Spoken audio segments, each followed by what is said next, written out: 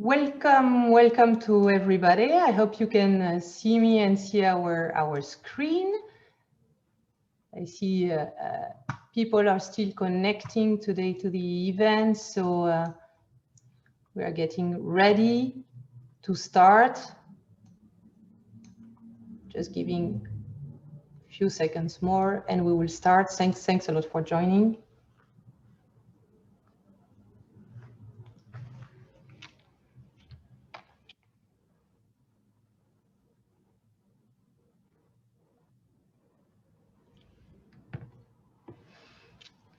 Okay, now I see the time is time to start. So I want to say, dear sir, dear madam, dear colleagues, good morning, good afternoon, but also good evening, since people are joining from different places in the world.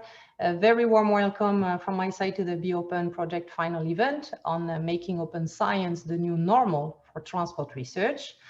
My name is Caroline Almeras. I'm a Secretary General of FECTRI, which is a Brussels-based association of key transport research centers and university. And I'm also the Be Open project dissemination and engagement leader. We can move to the next.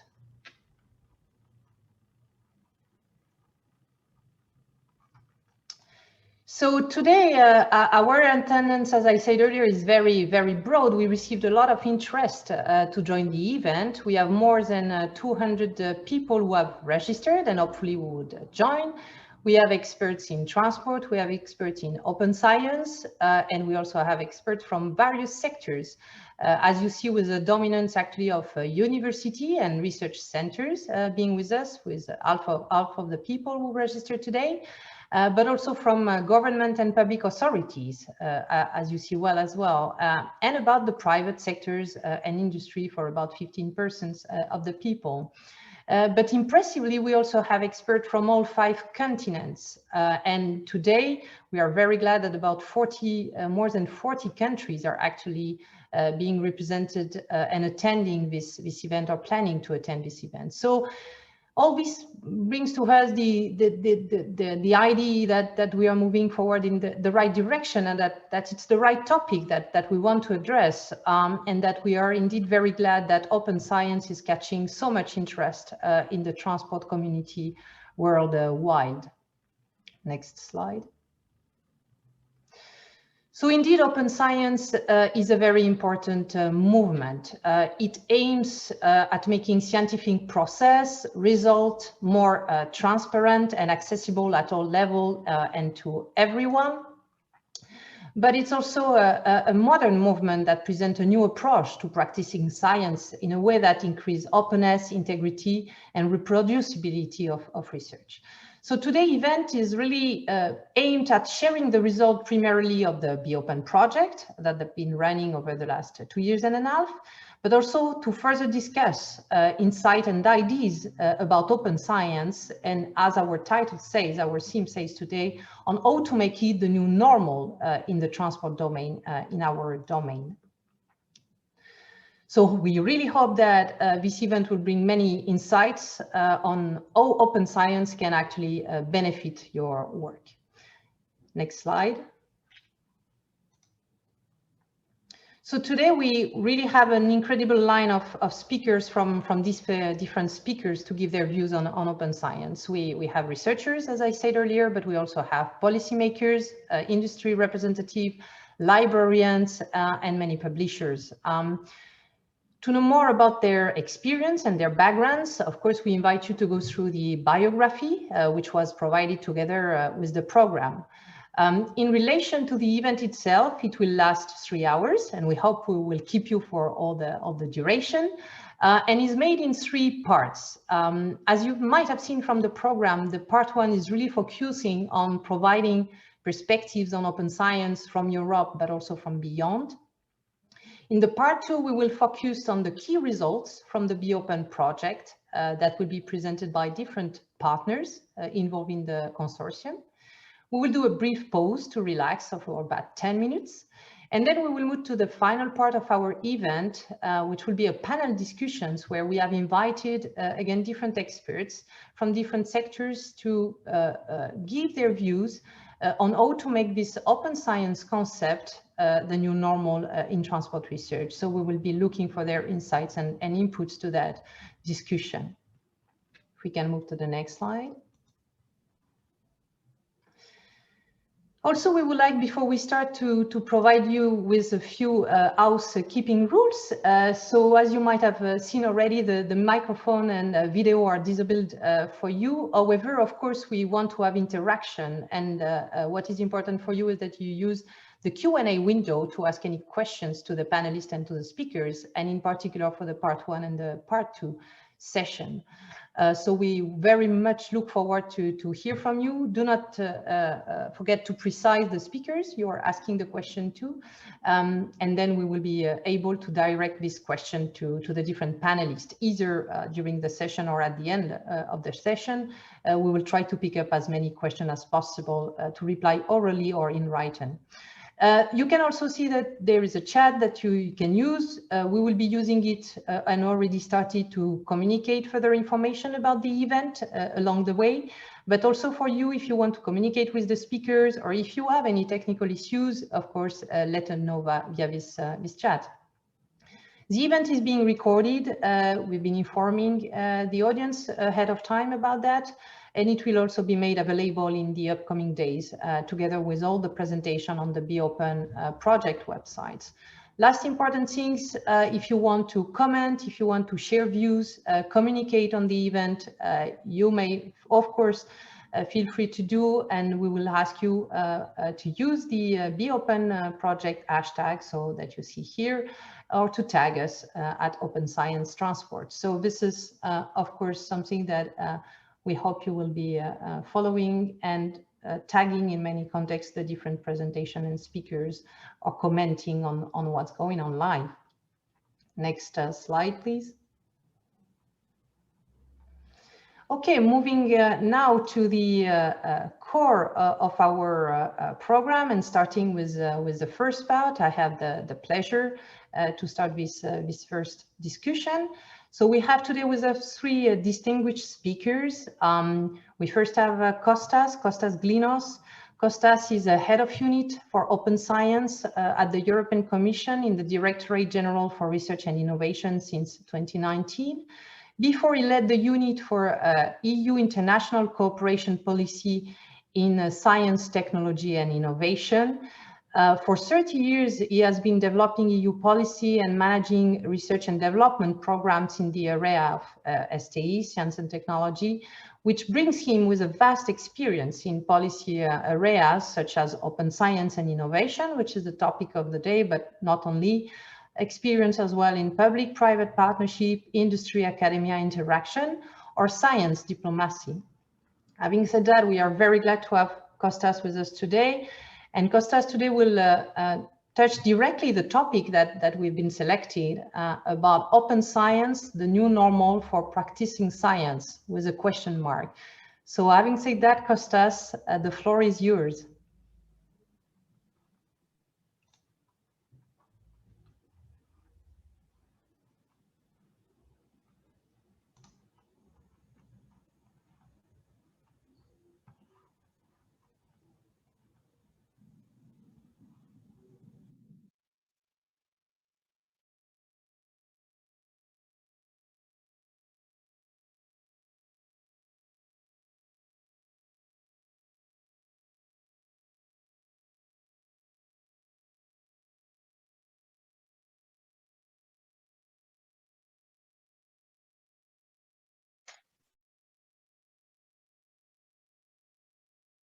Okay, I was trying to unmute, but it was not possible.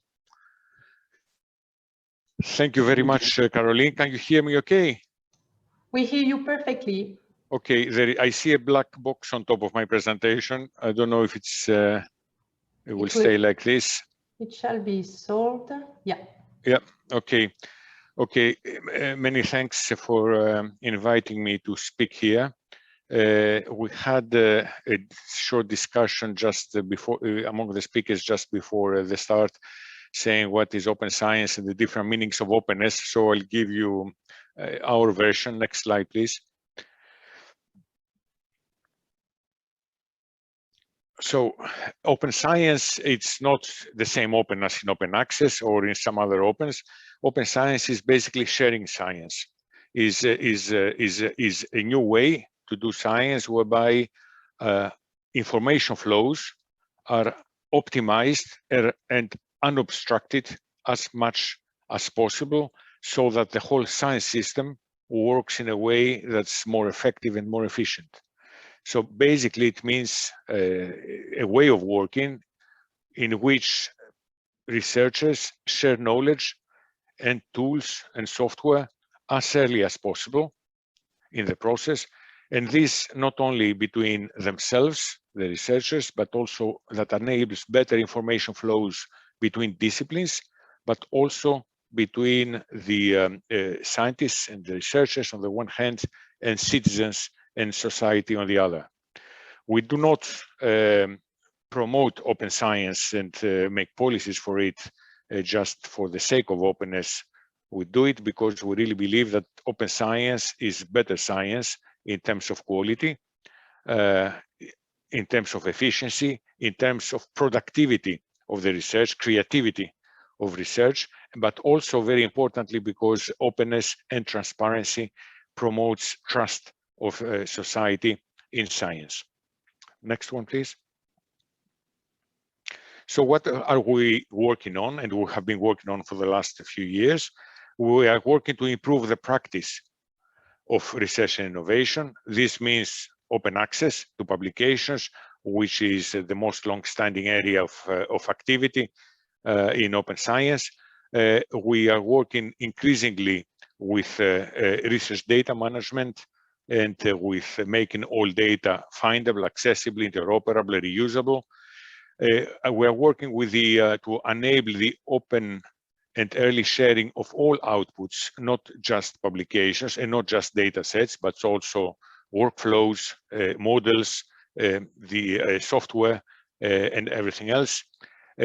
More recently, we're starting investing significant effort in the very challenging reproducibility issue, whereby we see increasingly amount of studies showing that a large share of published research is not reproducible for various reasons, and a number of these reasons can be removed by more openness and transparency in the research. And we're working in societal engagement and responsibility in different ways by involving citizens, people, non-scientists directly in research, by involving them in elaborating the objectives of research programs. And we do this currently right now at the European level to develop the Horizon Europe missions for the next few years.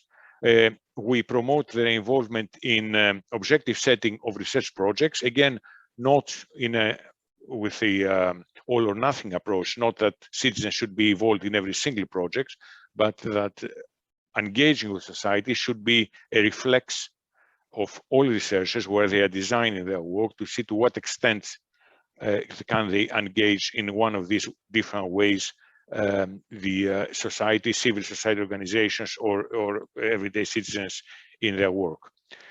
To do all this, we need a number of framework conditions to exist. One of them is to have the appropriate infrastructure supporting open science, and this is the next talk by Carol about the European Open Science Cloud. We need appropriate skills, both at individual researcher level as well as at the level of research institutions, that they need to digitally enable and support their staff. And we need rewards and incentives that will accelerate the adoption of open science practices by everybody. Very important topic for us this year that will come back, that I'll come back to in a few minutes. To do this, all this, we are trying to involve all actors, meaning all stakeholders of research, the academic institutions, research institutions, industry, our member states in the European Union, as well as associated countries, but we also engage very much internationally.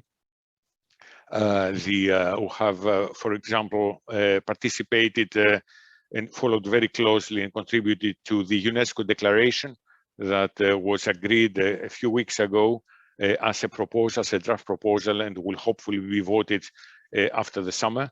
I consider this to be a major milestone for open science internationally. We have similar efforts through the G7 group, for example, where open science has become also a priority under the UK chairmanship of G7 and several other G20 and so on, several other international fora. It's about changing research culture at the end of the day. And to do this, we need to have co-ownership by all the actors. It cannot come just top-down from countries or policymakers. Next one, please.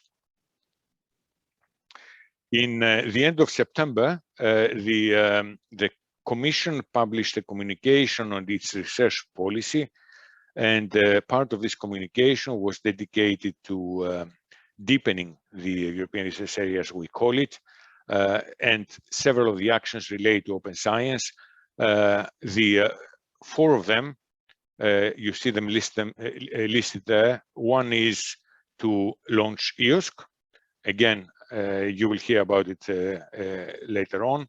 Another one was to walk our talk regarding open science and open access publishing.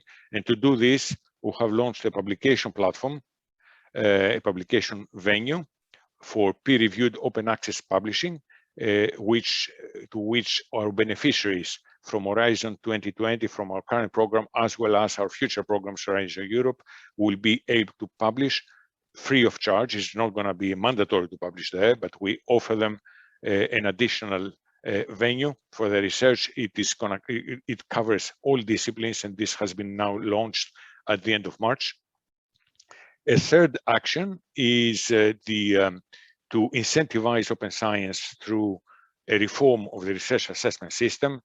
And a fourth one, about which I'll say a few words now, is to analyze authors' rights with respect to copyright.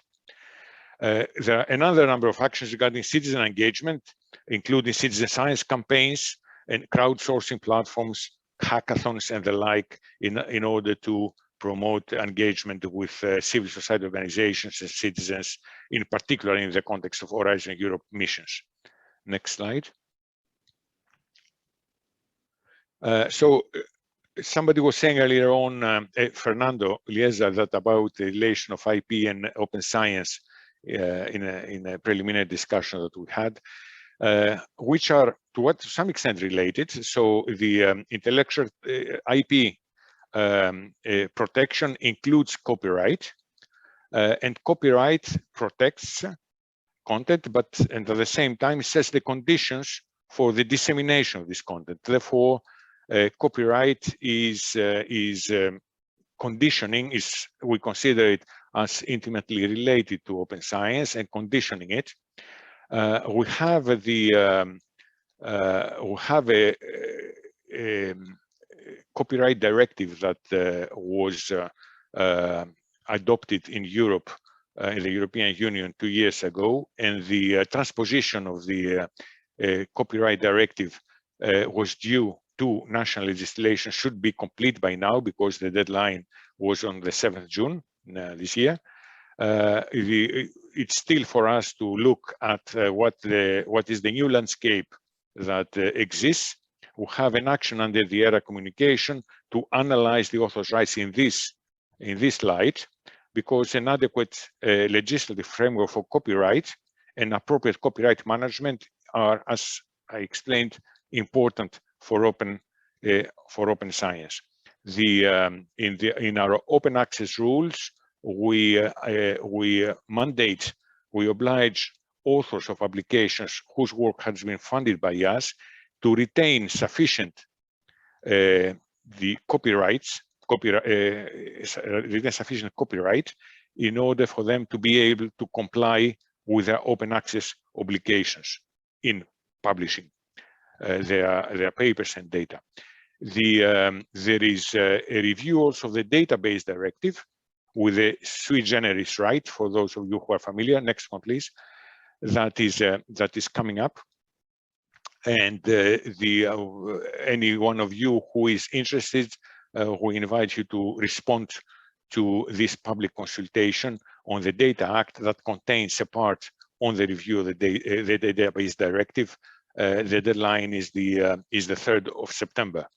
In the previous study of this, the public consultation that was done, I think, in 2017, we had specific inputs by the transportation data communities regarding to what extent the sui generis right provides adequate protection, and whether it appropriately balances the rights of database owners versus the needs of data users, with a majority of the academic and research community opting to say that, as respondents to the consultation, that there was not a very good balance. Next one, please. So I said earlier that maybe the major thing that we are currently working on is this reform of the research assessment. It's a major enterprise. We have seen significant progress in recent years, but still we think that progress is too slow. So while we do this, we want to change. We said earlier, the research culture. We want to go to a system that rewards collaboration and sharing, rather than rewarding only individual competing scientists. We want to go to a system where people share knowledge and data as early as possible, and they are rewarded for that. We want to go to a system where it's not the quantity of papers that matters, and especially not the publication venue that matters, but what matters is the quality of what you publish, is the content of your publication and its impact. And this, again, requires changing mentalities, requires changing assessment systems by funders. And we are already doing this in the European funding programs. It requires changing assessment systems at the level of the institutions, and very often even at the level of different countries. Without, however, reforming the system, adjusting this to the prerogatives of open science, it will be very difficult to accelerate progress towards an open environment, because openness now is not appropriately rewarded. Next one, please. A few words about Horizon Europe, the new program that's being launched now. We hope that the first calls, after some delays, will be open on the 22nd of June. It's a big program, bigger than before, with a 95 billion budget for 7 years, without counting the contributions of the associated countries. Next one, please. And in this program, we have taken an approach of mainstreaming open science everywhere in all aspects of the program. This means open science will be reflected within the grant agreements, within the contracts, in legal terms, will be reflected in the drafting of proposals, what we request for people to write in their proposals. In the evaluation of proposals, it will be evaluated under the excellence criterion mainly. It will be reflected in the lifetime of projects, in the reporting of projects, and also in the work programs themselves, where we have also several open science related terms to ensure that, again, as a funder, we walk our talk as a policymaker. Next one, please.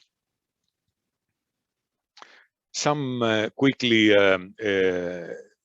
highlights from the program in terms of open access to peer-reviewed publications. There are some significant differences from the past. We ask for deposition in all cases in a repository, but with immediate open access, whereas before we are allowing for embargoes. We ask for retention, as I said earlier, also for the IPR and open licenses, which is typically CC BY. We will stop refunding the costs the Arctic processing charges for publishing hybrid journals, so we refund them only when publication takes place in the fully open access journals. And we request extensive full metadata of deposited publications to be open under CC0 licenses.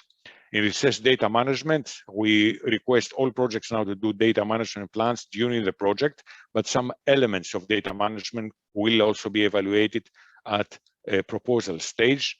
We give guidelines on the types of repositories that should be used. And regarding the openness of data, we go by the we provide guidance on the dictum of the guideline, which says data should be as open as possible and as close as necessary. And we say we try to be very clear on in what cases the data could be closed. We follow the same, more or less, approach for other research outputs. So software algorithms, protocols, and so on, a similar approach as we follow for data. So software also, we recommend that it should be as open as possible and then as close as necessary. Next one, please. Besides mainstreaming open science in the way the program operates throughout, we have also a number of initiatives that are supporting the open science movement.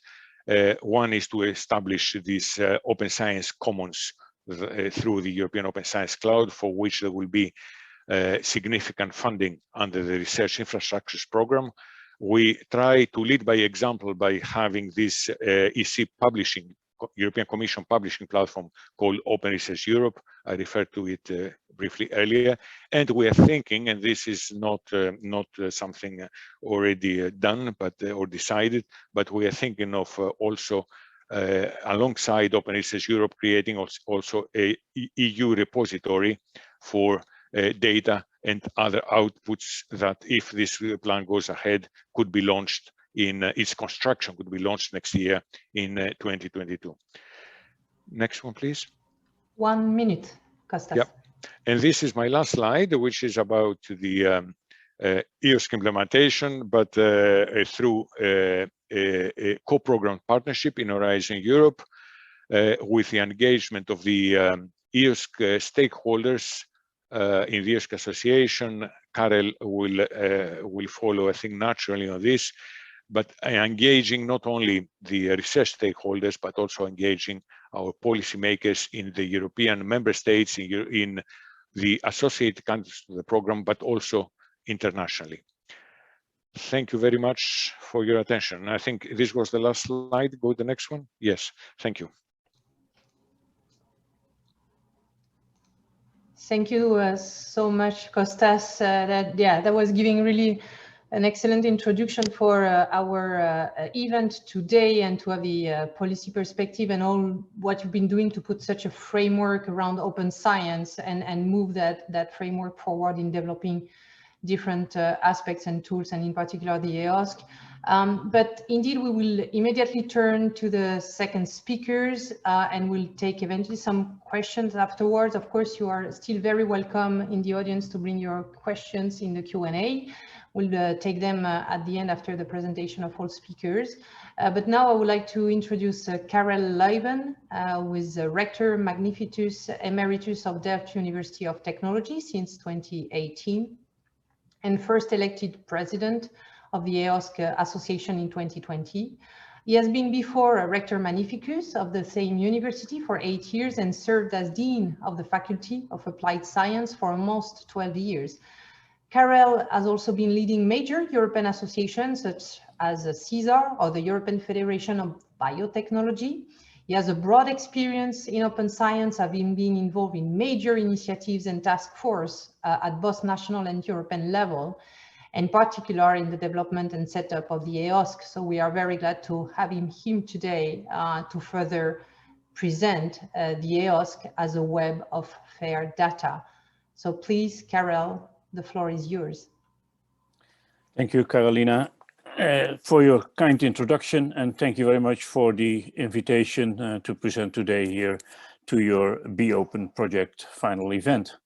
I would like to start with a definition of open science as we use in the Netherlands in our national program, very much aligned with all the things Kostas has been saying, and he has been much more elaborate than I will be because I have other things to tell you today. But basically we see open science also as a movement, as you described it, Caroline, a transition from Science 1.0, the past, because we have made part of the transition already, although there's much work to be done, to the future, which I call for the sake of this discussion Science 2.0.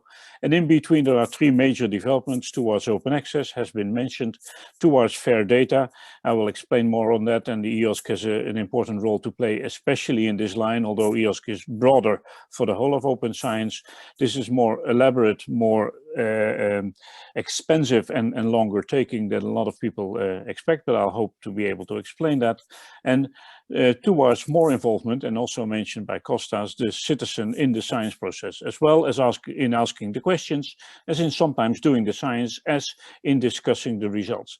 And the merger of those three lines, the conversion of those three lines, is this movement we have been talking about, with three important and maybe more boundary conditions: skills needed, especially also for the data part, rewards and recognition systems, culture change with respect to the rewards and recognition systems, as Kostas has explained, and some metrics in order to monitor what we call open science. And stimulation, support, communication around this, also a lot of it has been done and is being done by the European Commission, is essential in order to make this transition. And Kostas has beautifully described all the aspects that are relevant for this. I will concentrate on the data part mainly, and I will also explain that by data I mean something much broader than a lot of people interpreted the word data. Maybe we have to elaborate more on that. First of all, I would like to start by saying that there is a difference between open data that are openly available, can be reused and are free for everybody usually, and fair data. Fair data are data that are as fair as possible according to the 15 principles laid out in the FAIR Declaration. So findable, accessible, interoperable, and reusable. And they do not necessarily have to be free. They do not necessarily have to be open for everybody. Of course, if we talk about publicly funded research, what we try to do is to make the overlap between those two circles as much as possible. So to make the data as well fair as open if possible. So in other words, as fair as possible and as open as possible is the adarium for producing your data from the start, I would say. As I said, if I say data, I mean basically every digital object used in the research life cycle, as well as on the input, as in the methodology of the research, as on the output of research. And if we do this properly with the proper identifiers, proper standards, and the proper metadata, we can make these digital objects fair. And so you could talk about fair digital objects. Now let's go to the EOSC, and a little bit wider than the EOSC itself is what I call the EOSC ecosystem. What we're trying to create in Europe is an EOSC ecosystem that reduces the fragmentation, that enables interdisciplinary research, that supports open science, that offers to the EU researchers digital resources they need, that stimulates the emergence of a competitive cloud sector, and that gives Europe a global lead, hopefully, in research data management. And what we as EOSC Association try to contribute to that is the development of a web of fair data and services, again, including publications and software, two things importantly to be mentioned. By Ursula von der Leyen in a lecture last year, the term was coined a web of scientific insight. And this is, I think, a beautiful description of what we're trying to create. As I said, a web of fair data and the related services on these data will be a federation of relevant existing and future data sources. So not a cloud where we put all the data in, but a combination of clouds, if you want to use that word, of existing and future data sources. Virtual space where science producers and science consumers come together, so where they can meet and where they can interact and where they can share and combine their data. Open-ended, and there's no end to it, like with the World Wide Web, therefore the word web of fair data, with respect to content and with respect to the possible services offered on that content. Meeting, because we're starting with the EOSC in Europe, the data requirements in Europe, and of course in interaction with the other regions of the world. There's no use to create this for the Europeans if we could not interact with the same system with the rest of the world. I'll come back to that in my last slide. So we see EOSC as a data infrastructure that could be seen as a twin sister or brother, if you want to, of the European e-infrastructure organizations in what we call a yin-yang situation. So if you have the e-infrastructures, then you can build on that, create with that the European Open Science Cloud. The last one, the first one I mentioned now, the e-infrastructures are offering the store, compute, and connect services to be used by EOSC and others, of course, to offer by EOSC the servicing on the data and the creation of interoperability. And the combination of those two forms what we call the EOSC ecosystem. One cannot exist without the other. If you have the e-infrastructures and no data in it, only zeros or only ones, it doesn't mean anything. And if you would have data with no e-infrastructure, you could put them on paper or have them in your head, but it will not bring very much. So these two are intimately linked, and by the way, on the interface of both of them, there is software as an important helpful tool. What are the guiding principles for building EOSC? The overarching principle is that we do this for research. Some people say we do this for the researchers. No, we do this for research, and this helps, of course, the researchers. The aim is not that we do this for the individuals. The aim is that we do this for the research or the scientific process. So it has to be multi-stakeholder, and not only the research performing, but also, as Costa said, the research funding, and especially the service providing organizations have to be included. It has to be as open as possible, as I said, and of course it is based on the FAIR principles, principles that are being developed as we speak over time. And so the let's say boundary conditions from these principles will be a little bit more stricter in the future, or better defined if you want to use another word. It will be, as I said, a federation of infrastructures, existing and coming data and e-infrastructures. And an important aspect of the whole thing will be that it has to be machine actionable. By being able to take a data file in, or by being able to read with a machine a data file, it doesn't mean that the machine understands it. I can read Polish, but I cannot understand it because I don't speak Polish. So machine readability is more than only being able to take the data in. Machine actionability is one step further. It also includes what is possible with this data set and what am I as machine allowed to do with this data set. So the data set has to include information on that. And we do this, of course, because all this interaction is done through machines, but especially the larger data sets are way too large to handle by individuals. For this, we have created the EOSC Association that was founded by 4 starting members that have no preference situation in the moment in the association. It was incorporated in July last year and obtained its royal degree in Belgium in 2020. It is what is called an Association Internationale Sans But Lucratif, or a non-profit association. And it had its first general assembly in December last year, where I was elected president and where we elected a board, which I will present to you in a minute. As I said, we combine in this all the relevant stakeholders, mainly research performing, research funding, and service providing organizations. At the moment, there are 150 members and provisional members and some 60 observers of that kind, with a ratio of roughly 62% research performing, similar to the reality, by the way, 8% research funding and 30% service providing organizations. We are about to sign a co-program partnership with the European Union, signed by the European Commission, and the MOU we have drawn up together with the Commission for this will be signed on the 23rd of June. So basically joining the EOSC Association, which you can if you're a legal entity and if you're not a ministry, means joining the EOSC partnership. The board, as I said, consists of 8 individuals nicely spread over Europe with a good gender balance. Well, a reasonable gender balance can always be better, of course. and with a staggering system such that we have elected a number of board members for 3 years, a number for 2, and a number for 1 year, meaning that new board members coming in for 3 years will then be replaced at different moments in time, and not all the board members at once. I'm very happy with the composition of our board, and they are extremely active. If you consider all of them are volunteers, and they are working their head off to get this going. We are creating at this moment a number of task forces within the association, and the task forces fall within 5 groups, which we call advisory groups. And these task forces will help us in, let's say, bringing together all the projects, project information, bringing together other knowledge that is in Europe, and helping us to implement the next version of what is called the SRIA, the Strategic Research and Innovation Agenda, that will help the partnership board composed of the Commission plus the association, with an invitation to the EOSC steering board that comes from the different countries in Europe, the member states and the associated countries, to help the steering board to make their plans for the coming period, and to help the European Commission to draft their programs for the coming period for EOSC.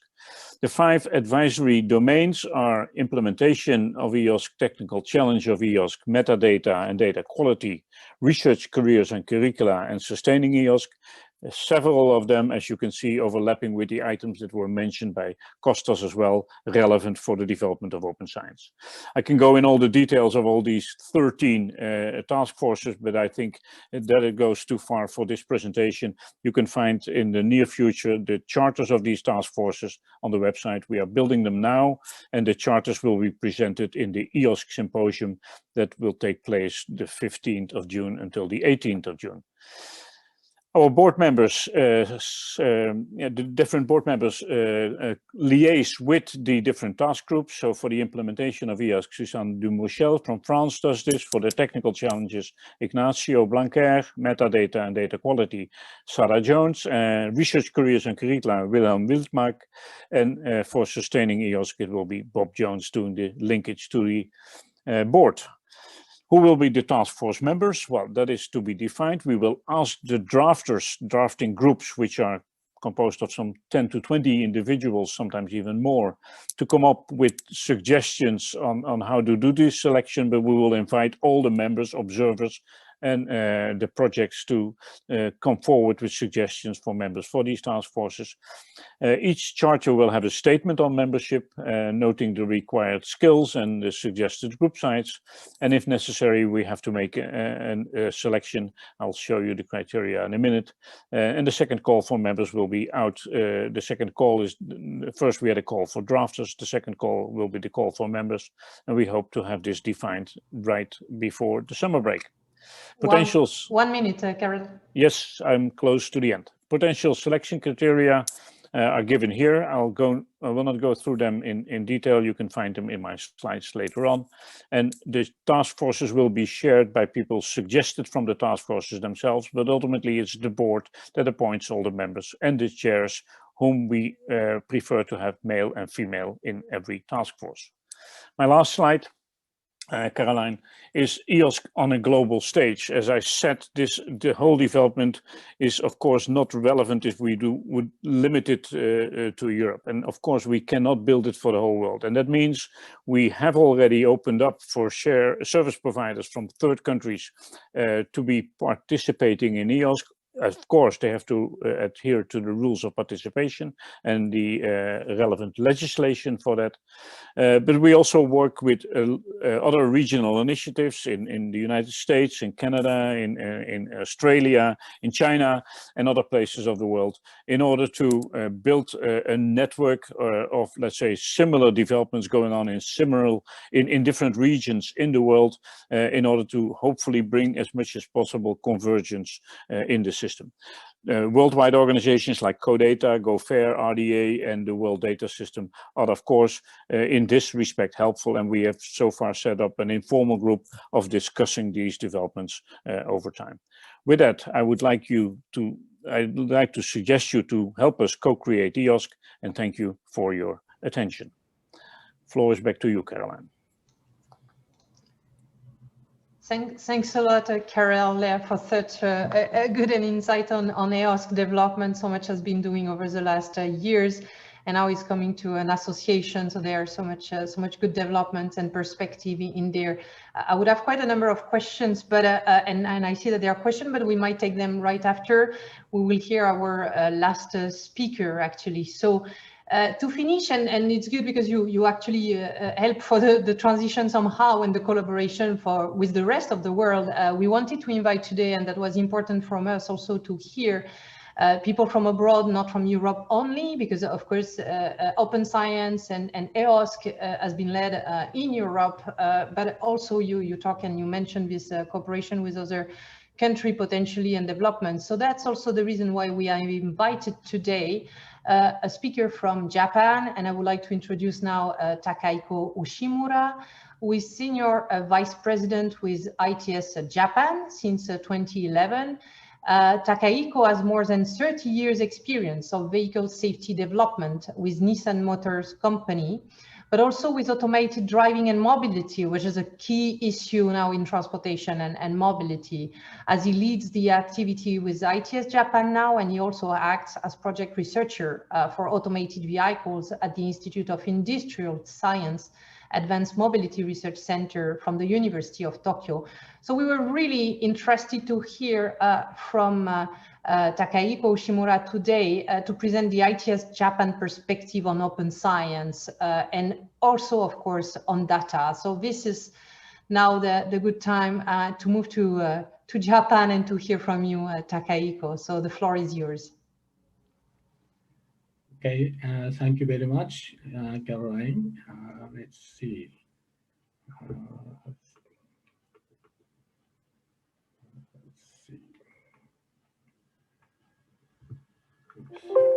Can I see my presentation? Yes, we do. Okay. All right.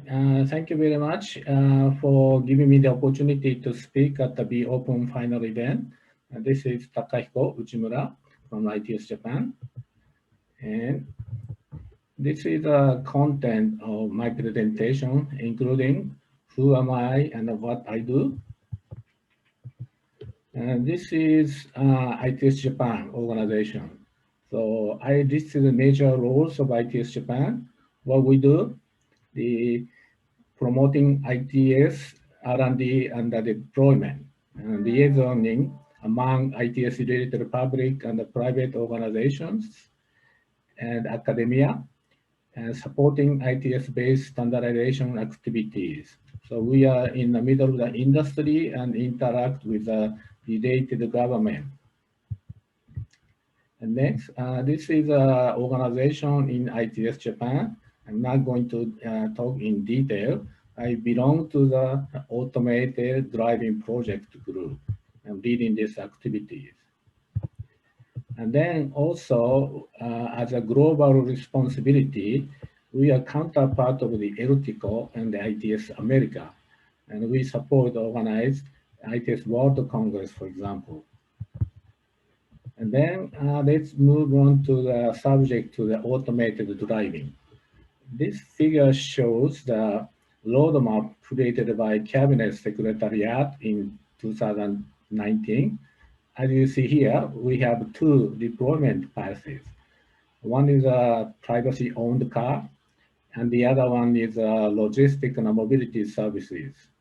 As you know, the automation technology for private vehicles is very much competitive field among the car manufacturers. The logistic mobility services include public services that includes a lot of stakeholders. The ITS Japan believes this is a very important topic and the focus how we can deploy automation for logistic and mobility services. And this is, we as ITS Japan created industry, government, academia collaboration activities to enhance deployment of automated technology for logistic and mobility service into the market. The activity includes technical and non-technical issues. And then let's look at the status of the global activities. This is pictures is an example of the pilot testing in Europe regarding mobility and the logistics services. There are a lot of testing going on, as you see. I believe much more than this. And let's take a look at also in US, the circumstance is very similar. And also, let's take a look at in Japan. We have a lot of pilot tests as well. But there are the testing only, not for the sustainable commercial service to contribute people and the society yet. This picture is my observation of logistic and mobility service with the COVID-19 experience in 2020. Briefly, the traffic has decreased. We see clear sky and the interest in the environment has increased. The demand of users and the use of the mobility have changed significantly. By securing physical distances, reduces passenger capacity, and disinfection measures, and so on, created the extra burden on the mobility operators. The use of road has also changed due to the preference of the individual move, the situation where goods move more than the services. The goods move more than people. And then this is a picture, try to explain the status of the increased logistics services. We start seeing new services. Oops. We start seeing new services like a final 50 fee services. But introduction of these new services require technical issues for operating driverless vehicles by remote, new vehicle type approval, improved driving environment, and the laws and the policies regarding the new systems. These issues are common in the world. I believe working together these issues globally will be the early solution. And when we consider the real driving conditions, the circumstances are the same. I believe we can solve issues faster and efficiently by cooperating together. For example, level 4 vehicles is supposed to drive at the level 4 from the start to the end of the trip. However, due to the driving environment, we encounter the scene where the system is difficult to maintain driving tasks. How that condition happens, how we can resolve are the very critical challenges. By sharing such difficulties and discussing solutions together will resolve the issues faster. In addition, showing in this picture, we have issues such as vehicle type approvals and address unexpected incidents. If we work together, we can resolve these issues faster and deliver necessary services to the people and the society. I believe this is one of the practice of open science. I understand that the OB Open project has contributed to the wide range of the scheme for open science. And thank you very much for your effort. I think you have achieved a great result. And lastly, I would like to talk about bringing results to the people and the society. And take one step forward to put the open science into the practice is very important.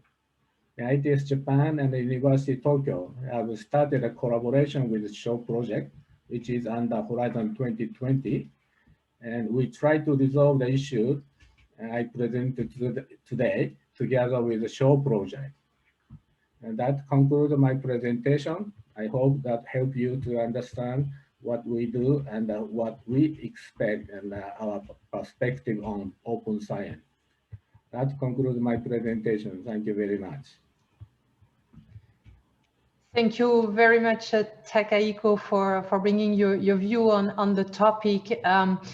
Indeed, you mentioned and you finished by that, and we have still a few minutes to get back to all of you. I don't see particular questions in the chat, or at least one have been replied already by Karel about the financing of EOS. But I would like to come back on this show project that you were presenting at the end as an example, or as a practices of open science with Europe and between Japan and Europe. So when you present that, what is it aiming out, and how do you perceive it as it is open science? Is it because you are sharing research reports? Is it because you are sharing data or software?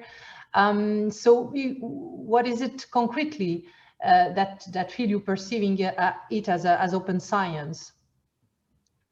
Okay, thank you for the questions. So as I mentioned in the, let's see, this slide. Let's see. So as I mentioned in the presentation, theoretically, the vehicle moved as a level 4 from the beginning to the end. So in the driving condition, we encounter the system is difficult to continue driving tasks. That is very much different based on the driving circumstances. But we try to make automated vehicles. We need to resolve all these issues. So if we do the testing by ourselves, even detecting such a difficult issue takes time. So even we can share what the issue we have, and also we are able to initiate the dialogue, how we resolve. Then we can share the testing or evaluation, something like that. And that will able to give us the opportunity to move faster than we do by ourselves.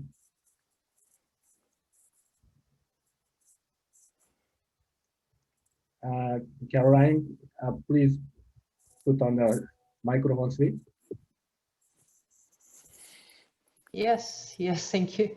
So as I say, yeah, it's a good point that you are bringing here in the context that we are that the Commission is preparing a new program that's just been launched, Horizon Europe, and you are actually demonstrating how much cooperation and twinning activity somehow by involving teams from other countries is important into the research program itself when it comes to shares some data and some pilots. So this is a good message, of course, back in the way the program is formulated, and I know that a lot of it is part of also taking into consideration this aspect of international cooperation. But back to Kostas, at least, because one question was burning me, at least when you presented, and it's about citizen science. We talk a lot about that, and it's developing more and more. And with EOS putting back the citizen much closer or associated it to science, since the open science framework is in place, have seen more concrete example of citizen engagement into science. So you have now the framework in place, but have you been seeing more demonstration that the citizen engagement is now taking place concretely? Yes, we have seen a very concrete demonstration. I mean, we have seen proof of it in our internal statistics. So till and including Horizon 2020, there have been parts of the program dedicated to citizen science. So where we were launching citizen science projects. But beyond this, if you looked at the entire program, how many projects involved citizens one or the other way, it's a surprisingly high number. I cannot give you the number now. It's many thousands, and I think it's roughly 10% of the projects, if I remember correctly, of the overall number of projects. So we have now in Horizon Europe the approach is we abandon having a protected, let's say, a place for citizen science where you need to involve citizens in order to get a proposal through. And we are mainstreaming also citizen science throughout the program being very careful, however, not to give the impression that everybody needs to involve citizens just to please the Commission. No, it needs to make sense for the project. And then it doesn't make sense in all cases, and there are many different ways, as also Karel said, to involve citizens. So we are mainstreaming this, and we want to make it, as I said in my talk, a reflex of does my project or does my idea require citizen support in any way, in deciding what exactly to do, what the issues to address, or sharing the results with them, or involving them sometimes in the actual research. So we'll see how this goes, but it will have a significant change, and we have seen in Horizon 2020 already that a significant progress, at least in numbers. Okay, well, that's a good development, and that's good to hear, because we got so many questions while preparing proposal in relation to Horizon 2020 programs, which we started talking a little bit more of citizen science compared to the previous programs, and how to really concretely implement that. But I think it's part of the elements which is in open science that is also very important in the context, of course, of the COVID and the link between science and of course citizens, and there are important developments that have to take place there. So it was good to hear that there are some concrete examples that this is taking shape. So thank you, Kostas. Thank you, Karel. Unfortunately, time is now pressing us, of course, to move to the next sessions, but I would like to encourage our audience, of course, to still bring any of their questions via the Q&A and to continue the discussion this way, and to get back to Karel, of course, in case of any question afterwards. I'm sure he will be happy to get back to you. There are many important things that might happen in EOSC in the next year, so we will follow up this development with very high interest. And in particular, now it is a European partnership. So this is important. This is taking shape, and we will be looking at this with particular interest, and calling hopefully some of our members to join the EOSC Association to make that happen. So thanks a lot to all our three speakers for joining us today. And now I would like to turn to Maria Boyle, who will be sharing the second part of our event, which will be really focused on presenting the result of the Be Open project. So Maria, the floor is yours. Thank you, Caroline. Good afternoon, everyone. I would like to thank our distinguished speakers of the first part of this event for their excellent presentations, and also to take the opportunity to thank you all for attending today, for coming on board in our Be Open project.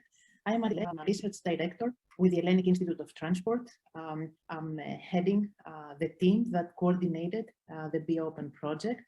And it is my pleasure today to be given the opportunity to present the key findings of the Be Open project along with my colleagues, who you can see here, and distinguished scientists and experts in their field. I will make the first presentation, which will focus on the Be Open challenges. So I'd like to, let me mention before we start with the presentation that all the presentations have been pre-recorded. So you will listen to those in a very timely manner. We stick with our 10 minutes. So we'll run the presentations in turn. At the end, we have time for questions and answers. So as questions come up, please post them on the functionality that Zoom has. So let's please start with the first presentation.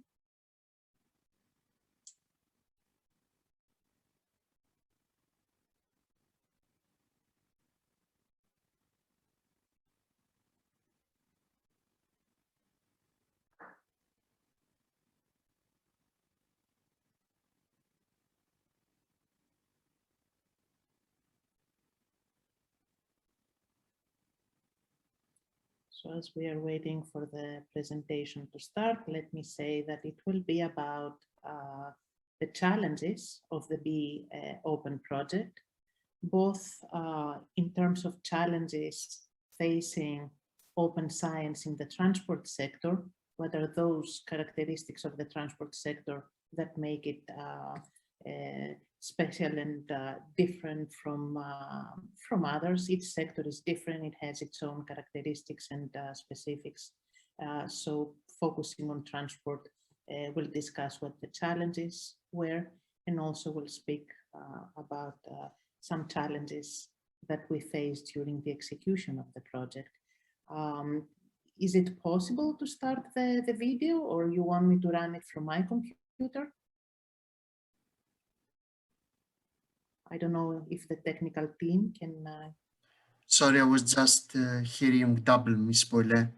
So, so I can proceed with the video from the sound, or I can mute the video and you present on the video. You can mute me and you present the video. Perfect.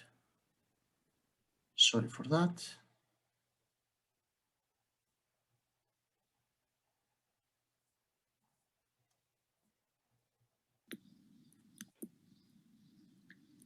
The project brings together a strong partnership, which includes leading transport research institutions and pan-European level research networks, representing all modes of transport and organizations that are at the forefront of open science practice and developments at the European level. The consortium comprises 17 partners and 8 third parties, and you see the logos of the partner organizations on this page. The partnership is also complemented by an advisory board. The members are 8 high-level, internationally acknowledged experts representing the fields of transport research, open science, and international cooperation. The main objective of the Be Open project was to create a common understanding within the transport research community of the potential and the impact of open science, and develop the mechanisms to support open science implementation in this field. The Topos Forum and Observatory that have been developed for this purpose, meaning to promote, regulate, and standardize open science in transport, include several tools. These tools support the development of a favorable context for open science deployment in transport research, and they support the transition toward open science in the future.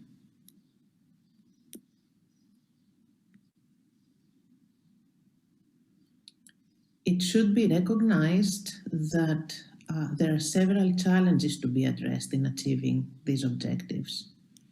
Besides a thorough literature review, the project conducted a Delphi survey where experts representing individual researchers and research institutions, public transport companies and organizations, and private transport companies and organizations participated in 2 rounds of the survey.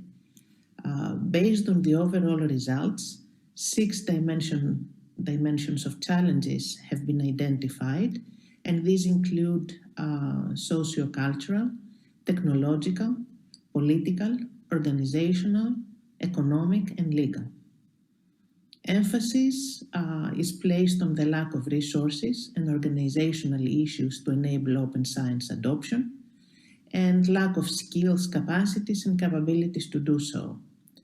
There were also data-related issues, including data ownership and security, and data interoperability, technical issues, legal and ethical issues.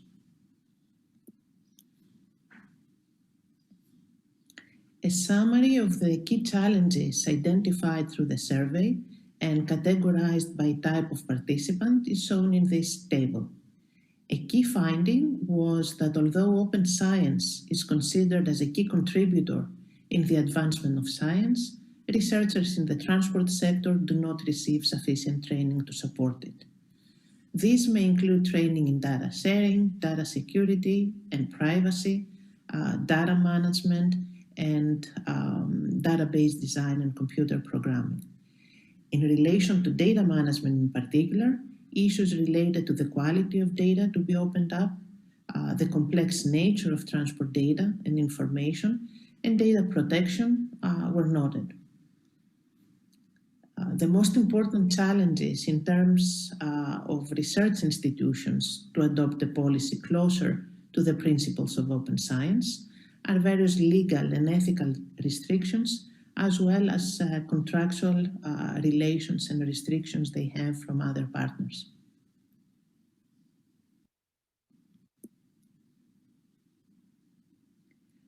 Public and private transport companies and organizations identified data ownership conflicts, data protection, privacy, and ethical issues as their main challenges.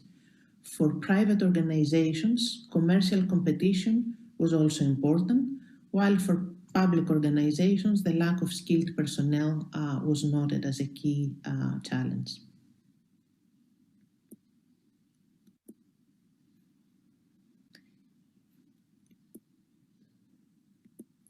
In addition to these challenges, several barriers were identified. This includes barriers related to the time requirements for implementation, concerns about handling sensitive information, as well as ethical and legal concerns related to IPR issues, privacy and confidentiality. Potential data misuse was also noted as a barrier. Another aspect that was discussed is related to competition and the level of resource availability that varies among institutions and organizations, and the general limitation of financial resources.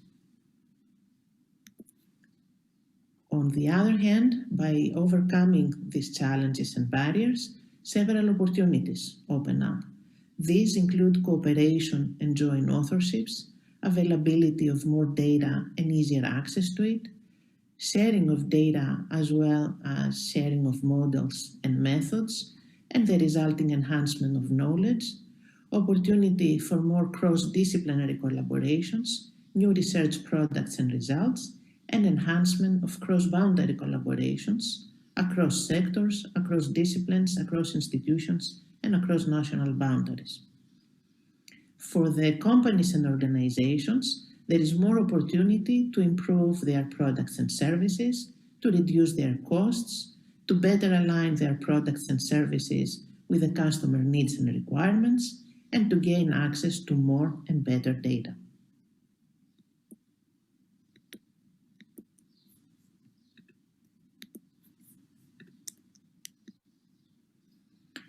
Now moving from the challenges of adopting open science in transport research to the challenges faced by the POpen project, we have to note the following.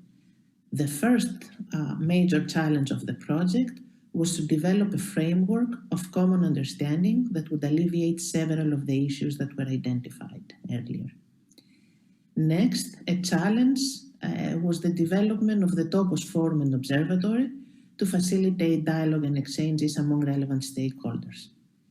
Then we had the development of a roadmap and guidelines and how to operationalize open science and adopt it in the regular workflows of researchers and research institutions. And finally, we had the design of a code of conduct to address the main legal, ethical, and security issues which were noted as main challenges in all the discussions during the Delphi survey and subsequent discussions. Project developments on these aspects will be discussed in the next presentations, which will be given by my colleagues from partner institutions. So each of the next presentations will elaborate on these aspects that were noted here.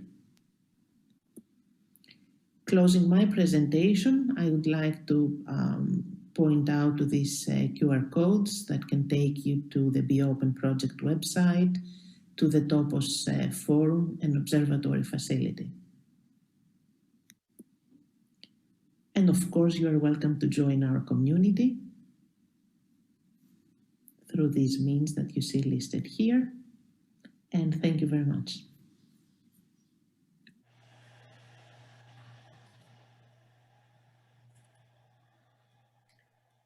Okay, so this was an overview of the project and what were the main issues that we tried to address.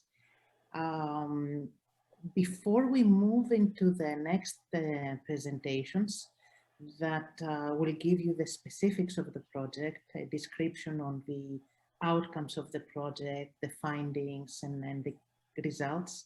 I would like to run the video that we have produced. It's a small video and it gives the overall picture of the project. So Attila, may I please have the project video?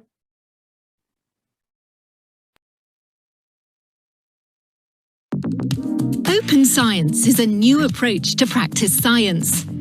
It increases openness, integrity, and reproducibility of research. By doing so, it helps make scientific results and processes more transparent and accessible to everyone at all levels. To support the implementation of open science in the transport domain, at a European level, the Be Open project was launched. And in 2 years' time, the project achieved 3 important results. 1. It established a common understanding of open science in transport research.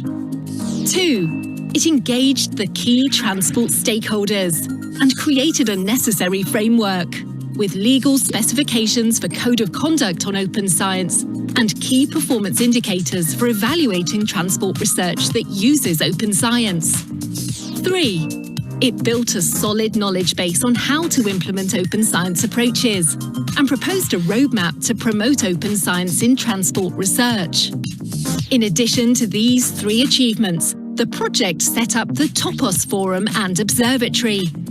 This online platform is a single entry point to explore, share, and discuss research knowledge, data, publications, software, and other information relevant to transport and mobility research.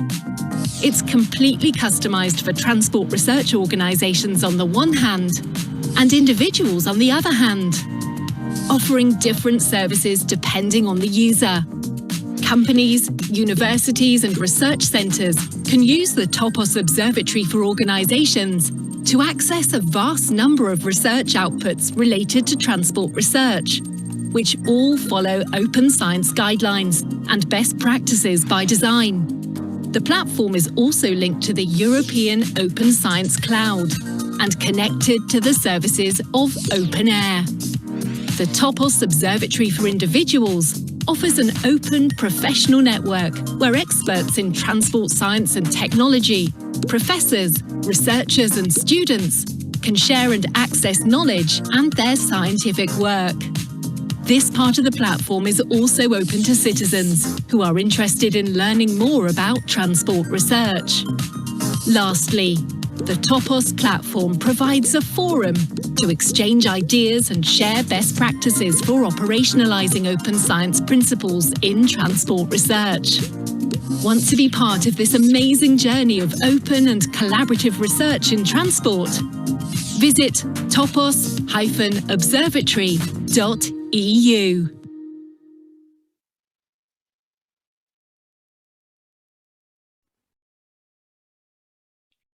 So this video gave us the headlines of the project, what has been developed, and the presentations that will follow will take you a little bit deeper on the developments of the project.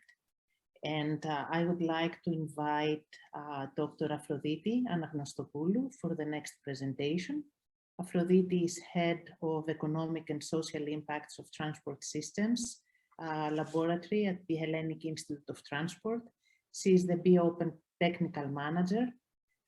She's a senior researcher at the Hellenic Institute of Transport with expertise in the fields of transport economics and operational research. She also has experience in project management, and she really drove the project throughout its duration. Aphroditi is Deputy Director of the Unit on Transport Economics and Environment, Maritime and Air Transport at the Hellenic Institute of Transport, and she also teaches at the graduate program in shipping at the University of Piraeus. The presentation has been pre-recorded, and I would like Attila to please get it started. Hello to everyone and thank you for participating in the Be Open final event. I'm Aphrodite Anagnostopoulou, the technical manager of the project, and I'm going to give the presentation about Open Science Framework, terminology and instruments, as Mrs. Christelle Paltz was not able to participate.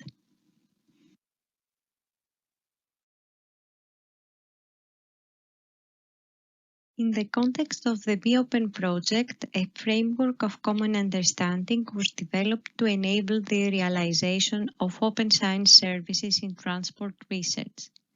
Based on the focused objectives and needs of different clusters of key actors, the proposed framework connects transport modes, stakeholders and competence areas to extrapolate the main challenges, considering technical interoperability, data and information interoperability, and legal interoperability. It is the basis for setting up the Topus Observatory and Forum and provides relevant KPIs as well as information about the main challenges, opportunities, and constraints of open science in transport research. The framework of common understanding developed to improve communication between the different stakeholders and also facilitating the use of open science in the transport sector. It was considered as a workspace based on users' needs and expectations, which offers proper services to overcome their different challenges. Moreover, it was set as collaborative and transparent, capable to allow control access, create univocal referencing, and include analytics to capture the impact. To this end, the following steps were taken. The first step is to evaluate transport research in terms of transport modes, competence areas, stakeholders, and their interrelationship. Then the second is to mapping the current situation, defining the appropriate terminology to ensure common understanding, and also to evaluating the stakeholder experience and needs through a survey. The third step is to evaluate open science sources and their potential impact on transport research, and then to extrapolate the main relevant topics to be assessed by the framework and propose a structure compliant with the key features of open science. The final step is to capture the impact of the implementation of open science in transport research using metrics. In order to develop a suitable framework for the implementation of open science in transport research, the needs and expectations of different stakeholders were observed and the competence areas within the field considered. Using this information as input for developing the framework, we managed to ensure its functionality and set up the basis for analyzing the existing open science services and research data infrastructures. This table presents in more detail which competence area of the transport research sector is affected by primary and secondary stakeholders. As we can see, public authorities act as primary stakeholders mostly in legal, regulatory, transport planning and socio-economic areas.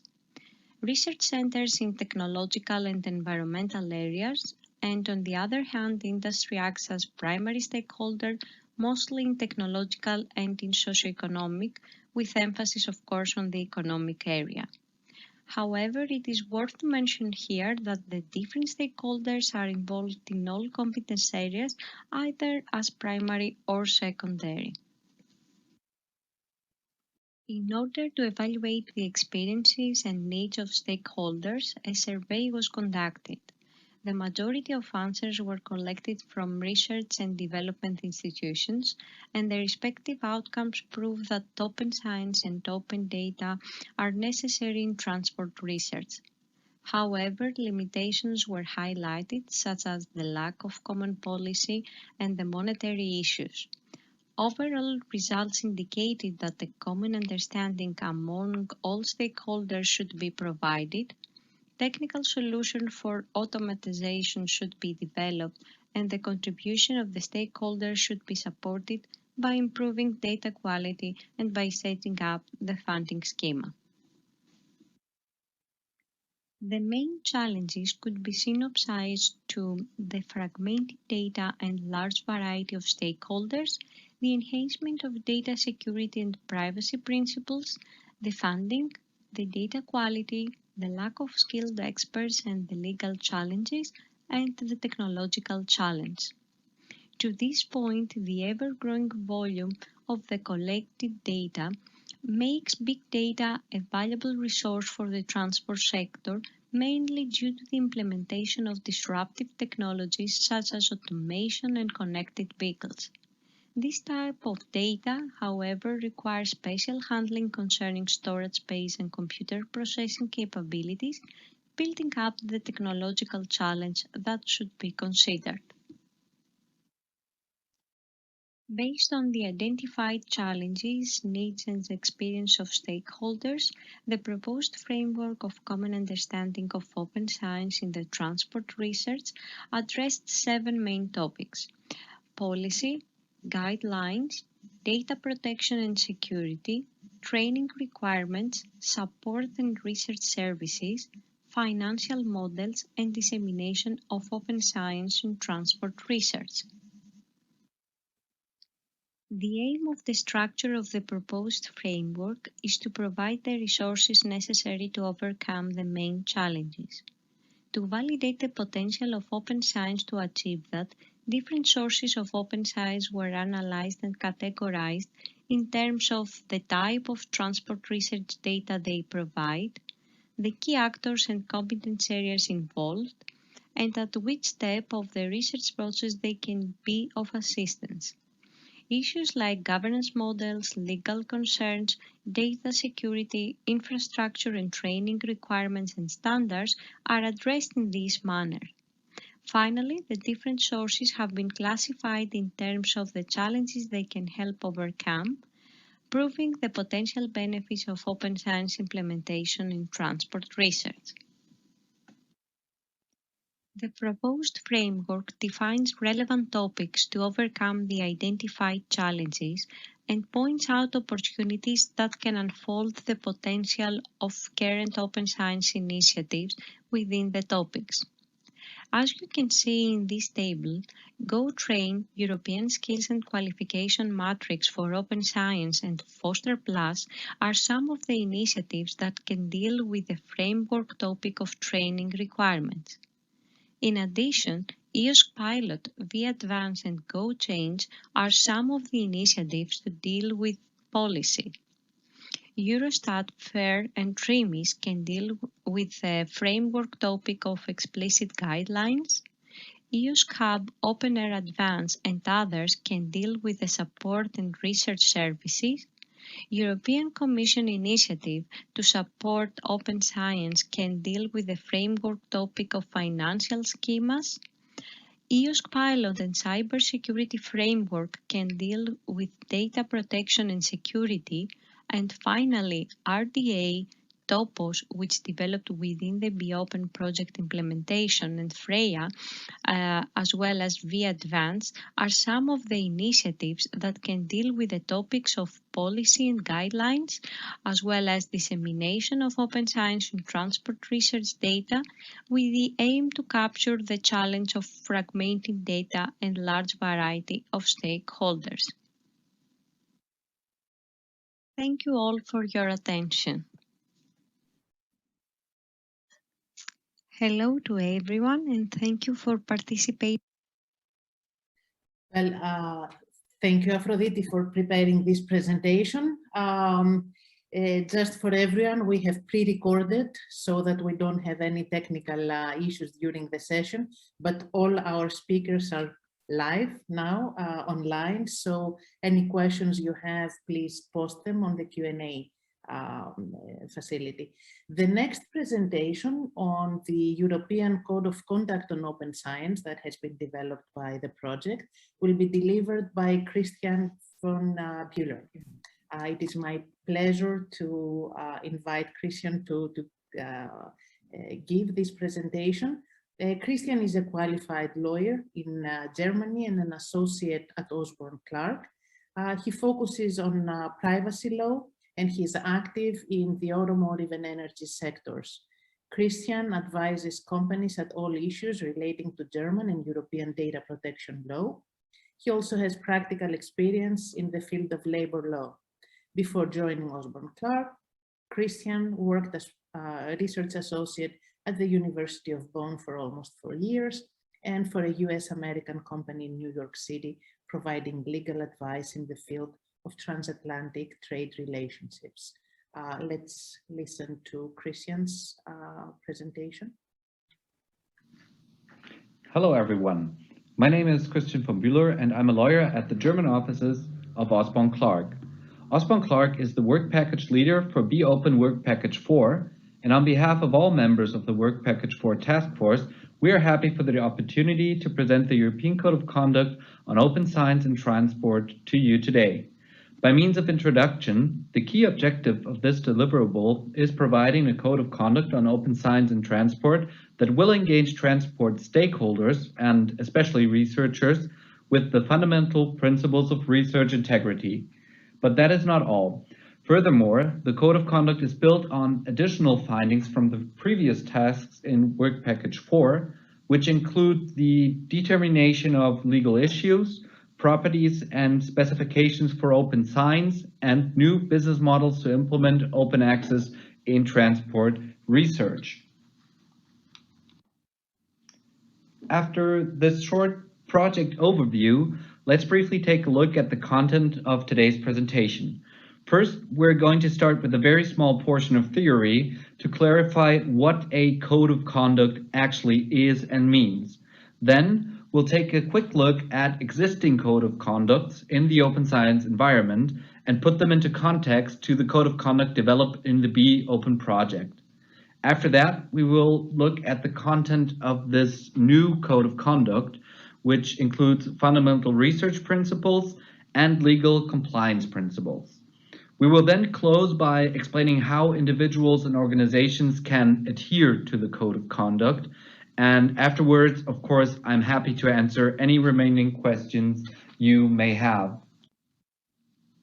All right, so let's look at what a code of conduct means.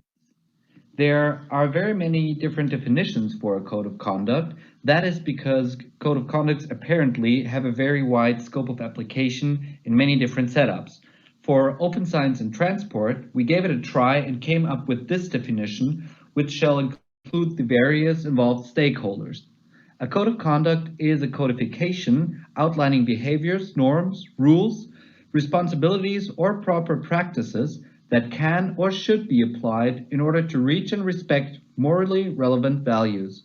As such, moral relevance means the totality of the normative rules, customs, and practices of an organization, group, and/or society an individual belongs to. Since this definition is of course quite abstract, we outlined some essential aspects of a code of conduct here. As you see, a code of conduct can obtain desired or prohibited behaviors and/or morals and values.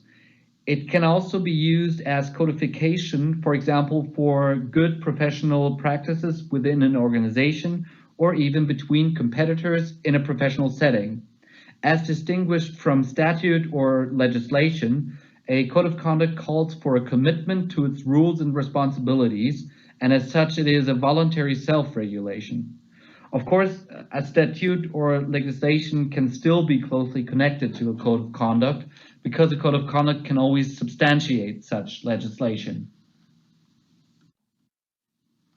Keeping this rather theoretical information on codes of conduct in mind, let us now take a look at some existing code of conduct in the open science environment. Closely connected to the Be Open project, we have a code of conduct developed by the OSCAR project.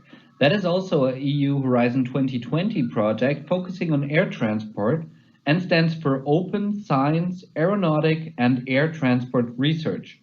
Essentially, this code of conduct calls for commitment to 5 principles: openness and open communication, transparency, reusability and inclusiveness, reproducibility and robustness, and finally, fairness and responsibility. We could, of course, spend a lot more time here, but let's move right on to the next code of conduct. This is the ELIA Code of Conduct. ELIA stands for European Federation of Academies of Sciences and Humanities, consisting of 59 academies from more than 40 countries. The Code of Conduct includes 4 basic principles and furthermore holds 8 essential good research practices. They have been very important for the development of the Code of Conduct in the Be Open project, and we will get back to them later. So let us turn towards the mentioned Be Open Code of Conduct now and see what is in it. In fact, without knowing it, you have already seen essential topics of the Be Open Code of Conduct during this presentation. That is because the main aspects of the aforementioned Code of Conducts by OSCAR and ELIA can also be found in the Be Open Code of Conduct. This interaction between the different Code of Conducts is very important. They are intended to complement each other and are explicitly not in any competition with each other. The Open Code of Conduct consists of 3 chapters with 17 articles in total. We've tried to keep this Code of Conduct as brief as possible. With all appendices, definitions, and extra information, it now only contains 12 pages. Taking a closer look at the 2 main chapters of the Code of Conduct, Chapter 1 holds the fundamental research principles which have been developed from the aforementioned ELIA good research practices. Essentially, they have been applied to the open science and transport specifics. Furthermore, we have added a provision to explicitly cover diversity, inclusion, and equality. Chapter 2, on the other hand, is fairly unique to the existing codes of conduct. It calls for adherence to substantiated normative rules of intellectual property rights, principles of data security, and e-privacy laws. In addition, there's a strong focus on data privacy aspects, since the GDPR has been identified as the main challenge for open science by various stakeholders in previous Be Open deliverables. The Be Open project therefore developed a phased approach to processing any personal data, which is primarily based on explaining how personal data can be identified. Furthermore, scenarios of research privileges under the GDPR are described, and the essential organizational measures for data privacy compliance have been substantiated for explanation to all stakeholders. In prior Be Open deliverables, we have determined that the interaction between fundamental research principles and legal principles can often lead to conflicts. In order to dissolve such conflicts, we have added an article aiming at the harmonization of both aspects. Essentially, stakeholders must avoid conflicts and fairly balance any inevitable conflicts in such a way that all above principles can develop as far as possible. This safeguards that neither principle is unilaterally favored at the expense of the other. Turning away from the key material aspects of the Code of Conduct, we will close this presentation with additional information on the implementation of the Code of Conduct. Let's start with the key targets, our stakeholders. The Code of Conduct is aimed at a broad definition of stakeholders for all open science and transport activities. This includes researchers and students, research organizations and universities, policymakers, transport networks, NGOs, community organizations, commercial transport and logistics, industry partners, and citizens. Another important aspect of the Code of Conduct is its characteristic as living document. It shall be regularly reviewed and updated accordingly every 3 to 5 years. This shall be done by an expert working group or committee that will be formed by the Be Open Steering Committee members after the end of the Be Open project. Furthermore, we explicitly encourage all stakeholders to contribute to the process of reviewing and amending this Code of Conduct to implement evolving concerns, challenges, and simply further opportunities in open science and transport. Last but not least, nobody should be afraid of adhering to the Code of Conduct. The Be Open Task Force has spent quite a great deal of time discussing whether or not sanctions shall be included in the Code of Conduct in order to enhance its practical efficiency. We did, however, come to the conclusion that the Code of Conduct should not hold such sanctions. Of course, organizations are free to impose their own sanctions for breaches of the Code of Conduct by their own affiliates. Lastly, one important question is still open, and that is the question: how can stakeholders adhere to the proposed European Code of Conduct on Open Science and Transport? This is fairly easy and can be done by a simple reference. Such a reference can be best incorporated in the official documentation, for example, of a project or in an organization. This reference may have the following form: we hereby declare that we commit ourselves to the European Code of Conduct on Open Science and Transport and its underlying principles. And that is already the end of this short presentation. Thank you for your attention, and we are happy to answer any questions you may have.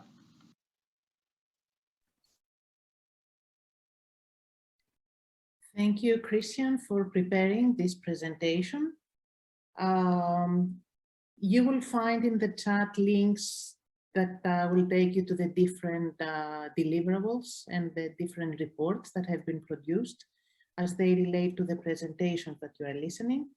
We'll move to the next presentation. It will be delivered by Ms. Natalia Manola.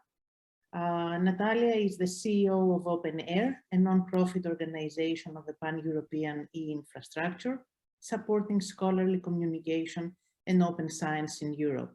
Natalia is very active in the open science field at the European and international level. You have the full bio available in the notes that you have received with this invitation. So let's listen to Natalia. Attila, please. My name is Natalia Manola, and I'm a research associate at Athena Research Center and the CEO of OpenAIR.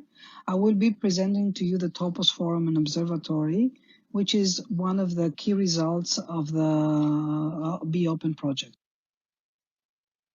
So let me start this presentation by the why. Why open science and why Topos?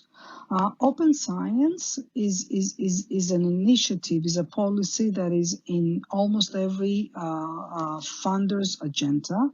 And the reason why it is because of the transfer of knowledge.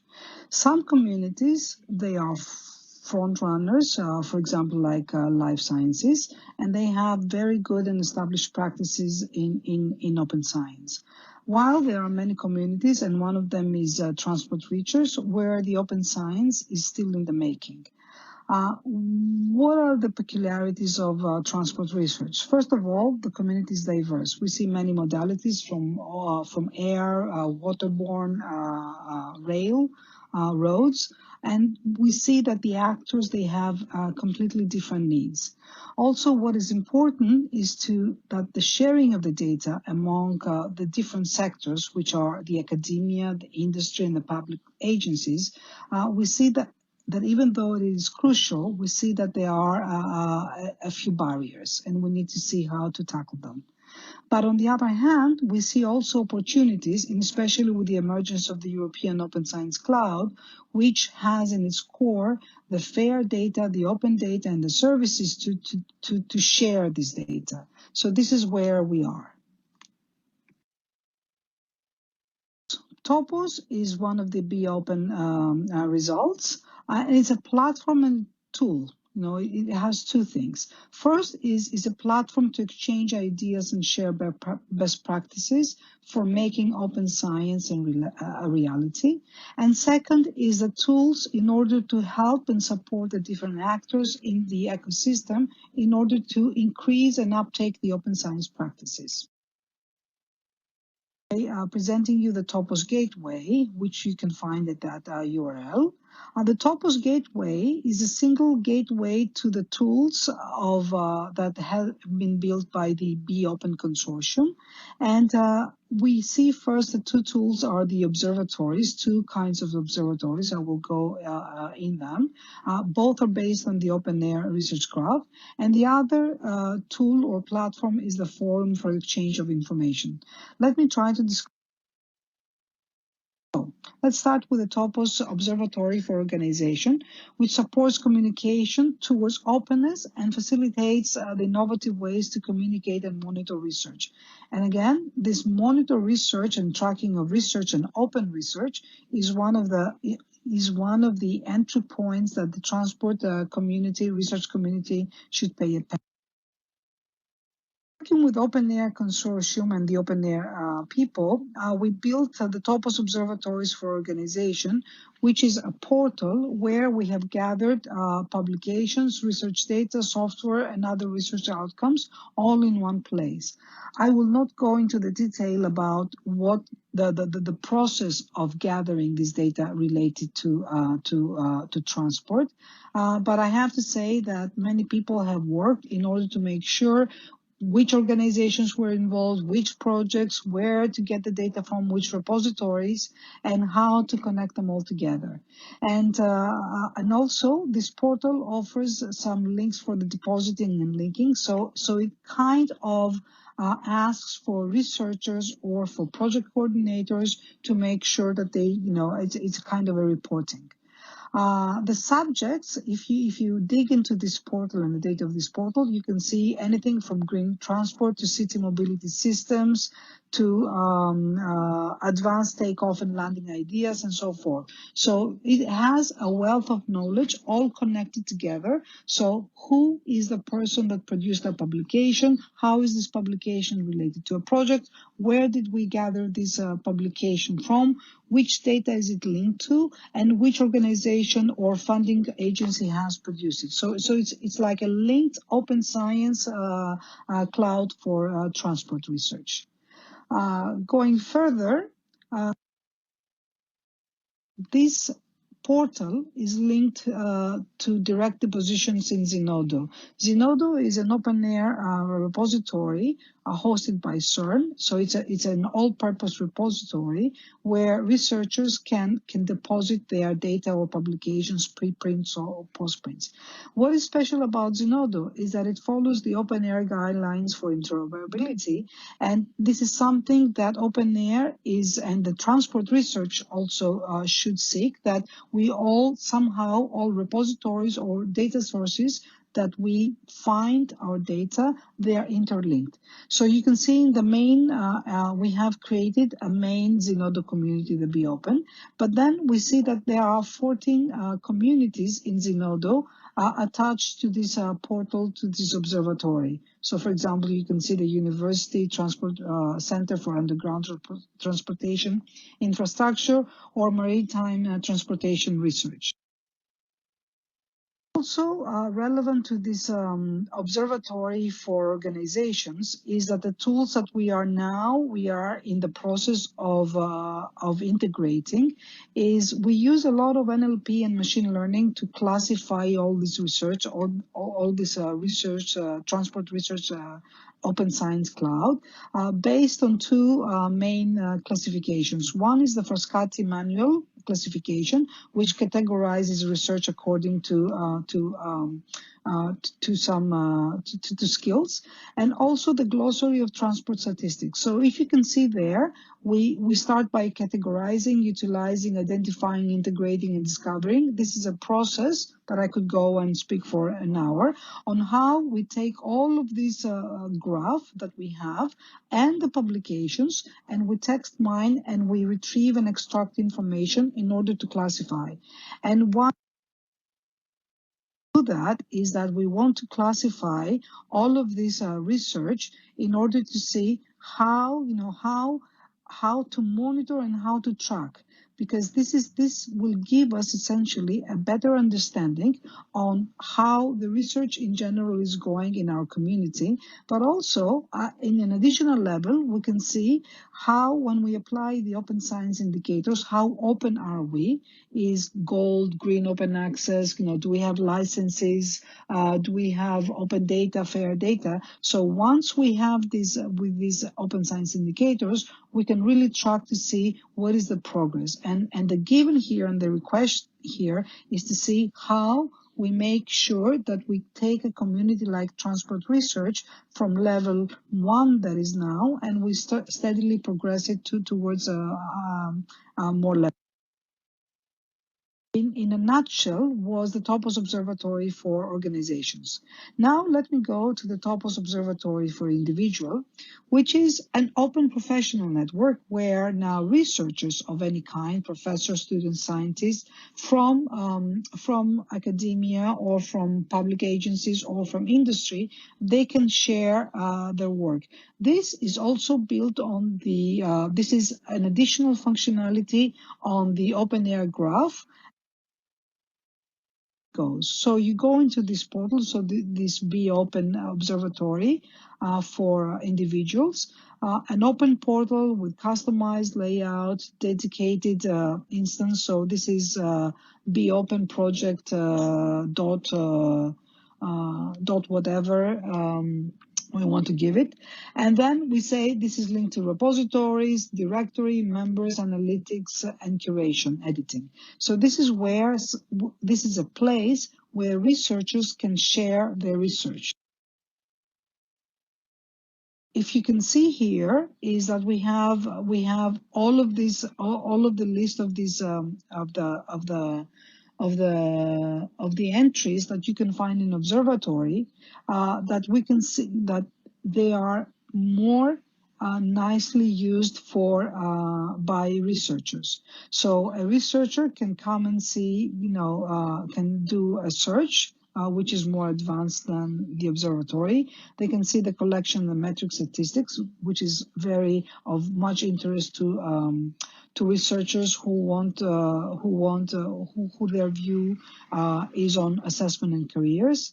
And there is how they can submit new content and how they can have their own space and share with their colleagues and their. Again, it has a search engine, a powerful search engine, immediate access to content in multiple ways. So we can create views and say, okay, this is rail, this is road, this is the Frascati classification I was referring to, or we can have facets and views based on the classifications that we're working on. But not least, this is the Topos Forum, which is a forum in its classic view, a forum where we can exchange ideas and share best practices for operationalization open science principles in transport. This is more similarly close to a forum where people can open a dialogue, can upload documents like policy documents, or can point to things that are happening in their countries. Or what we have done is that we have 5 models. So one is the 5 modes of operation. So you can see the road, the rail, the air, the multimodal, and the waterborne. But also we have 6 competence areas: legal, regulatory, technological, transport planning, business modeling, socioeconomic, and environmental.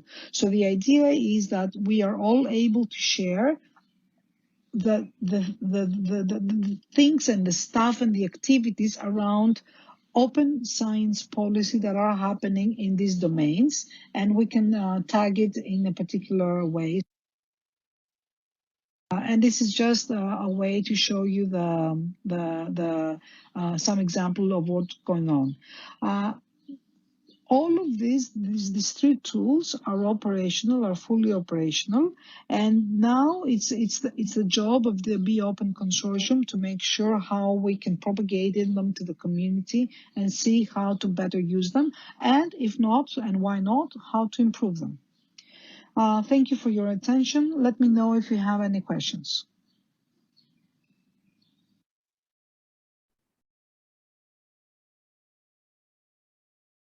Thank you, Natalia, for preparing this, this presentation. We have some activity in the chat, thanks to those who have posted your questions, your comments, and sharing your thoughts with that. Please continue doing so if you wish. There is also a question in the Q&A, and I would like to ask Christian to reply to that in writing, if possible, please, so that we move ahead with the next presentation and we try to stay on time. So the next presenter, the next presentation will be delivered by Dr. Kieran Mayer. He's specialized in enabling technologies for product innovation and in the transformation of the automobile and the transport system. He is the head of the Department European and International Business Development at VDI VDE Innovation and Technique in Berlin, Germany, and has served as the deputy head of the Department Future Mobility and Europe. His full bio again is available to all of you.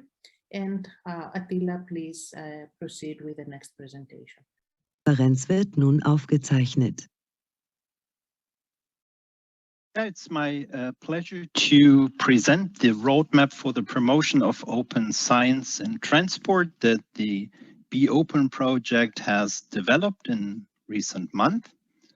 Such roadmaps are a quite powerful tool in order to determine needs for actions and needs for further research and framework conditions, not just in the technology development, but also in the development of frameworks for policy and innovation processes.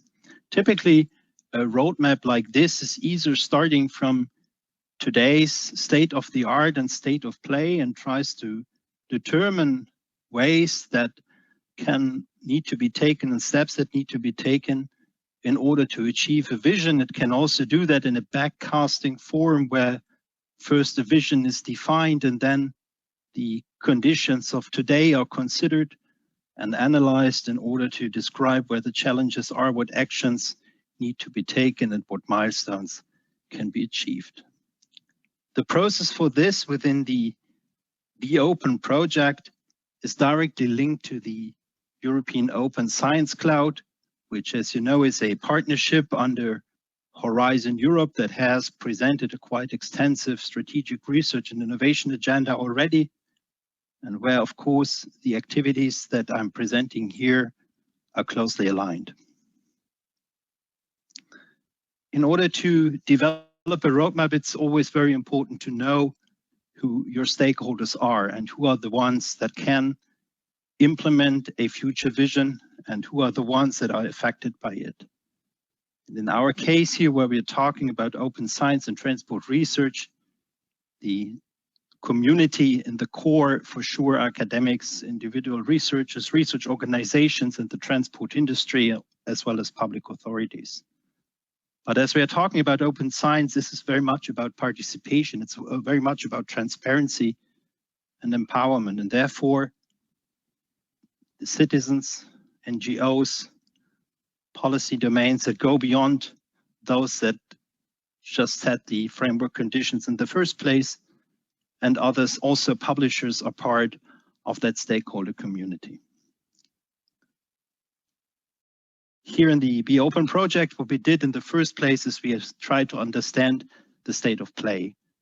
And this requires a context analysis, considering different dimensions, starting here from the political developments. And it's very clear in Horizon Europe, the European Commission has set and made open science a requirement by default for all types of calls and all types of programs with actions. The question, of course, will be whether the transport sector, in particular also the research community in transport, as well prepared for that. Part of the political development and framework, of course, are also the European initiatives that support the establishment of communities, infrastructures, and governments models for open science, like the European Open Science Cloud or the Open Air.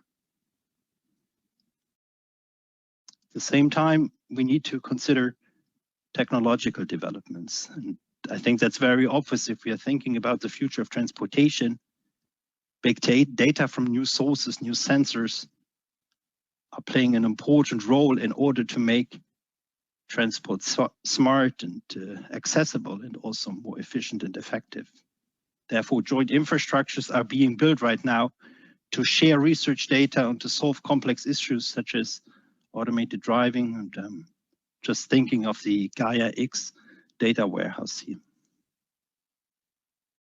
At the same time, part of the context is the socio-ecologic developments.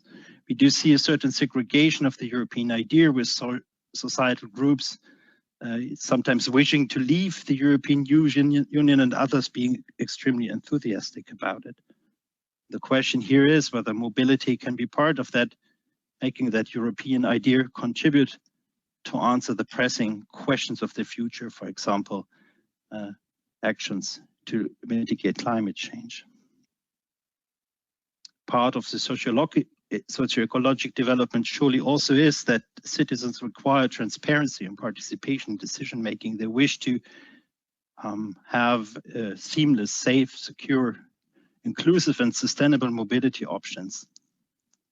That of course needs to be considered as context as well as the economic conditions. We see in the context of open science for sure a certain increase of the idea of open innovation, but at the same time we also know that a great part of research results are not simply open to the public, because that is for industrial policies, for application purposes that certain companies are having in mind, and also a certain competition between regions on the world. The other part and the other end of the roadmap is the future vision. And this is just to give you an idea that the Be Open project has worked a lot in finding that vision together and defining it together in order to describe a future world where open science is implemented by 2030 and to understand the positive and negative impacts it may have. In order to summarize that a little bit, in the first place, this of course relates directly to the quality of mobility. There's a transformation underway towards safety, security, decarbonization, openness, inclusivity and seamlessness that make it possible for and requires that users and also operators share data and solutions in a transparent way. The future also, and the future vision also implies that emerging technologies and new methods provide high-class metadata and new tools to support open science and transport research. Moreover, it assumes that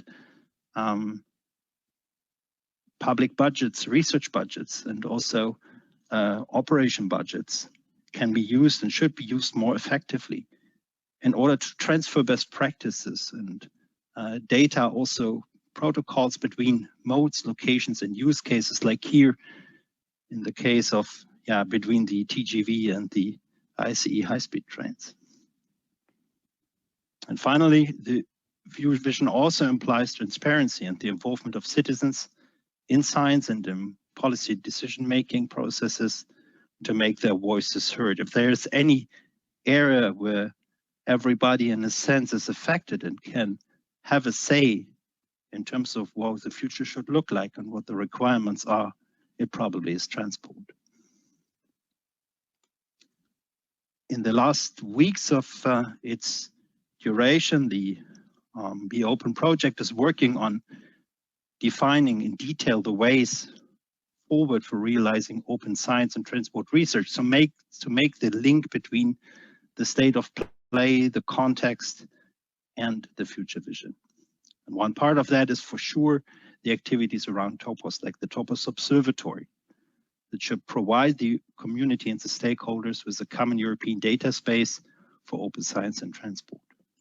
And at the same time, it will embrace the dialogue on trends, challenges, and solutions for mobility through the Topos Forum and the new exchange formats it provides, which requires that there is an agreement on standards and optimized governance models. The crucial and key question in the end of the day, however, is In order to make open science and transport research possible, to implement it, how far can we imagine to embrace a culture of sharing data to improve quality of mobility and to connect Europe without risking public security and privacy? Thank you.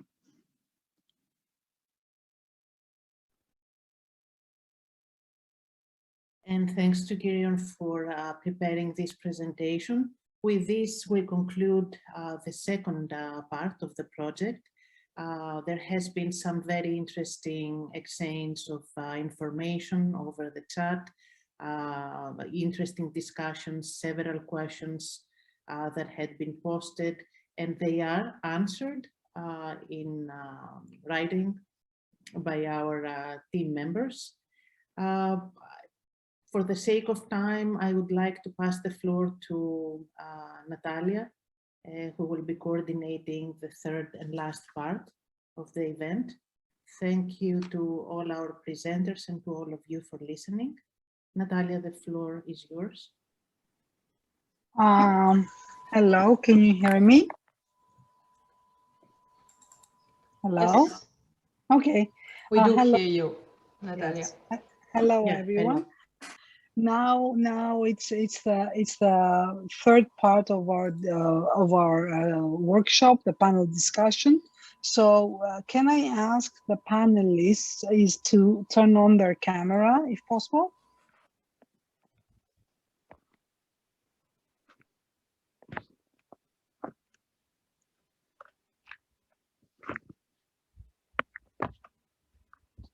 Is it me? No. Is it on, or is it me that I don't see you? Okay. Okay. So the camera is on. So welcome everyone. And what we would like to do in the next how much time do we have, Caroline? Is it 50 minutes? Indeed, 50 minutes. Exactly, is to have a discussion and a dialogue, and if possible that we can participate through the Q&A about various topics.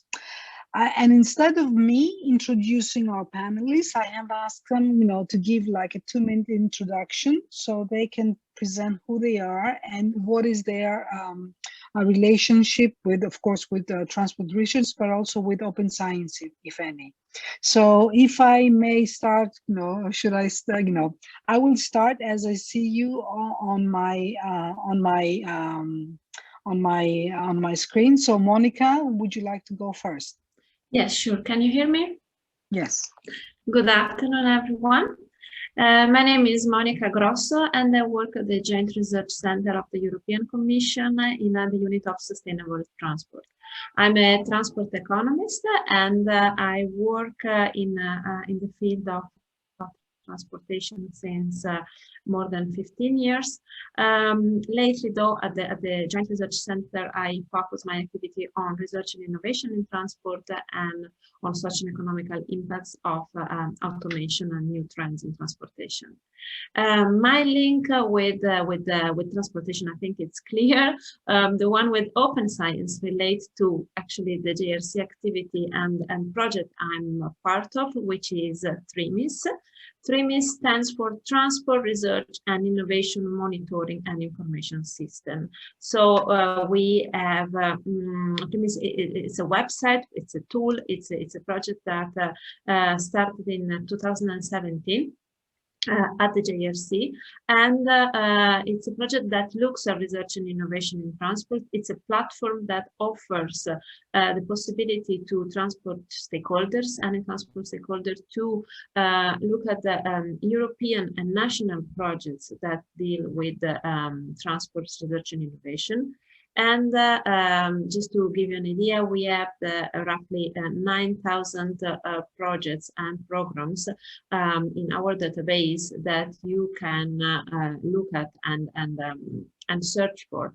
We also at JRC we make analysis of those database, so we assess those projects in relation to different areas and topics, and we, of course, share the outcome of our research as well on TRIMIS. So this is just to mention a few things that we do today.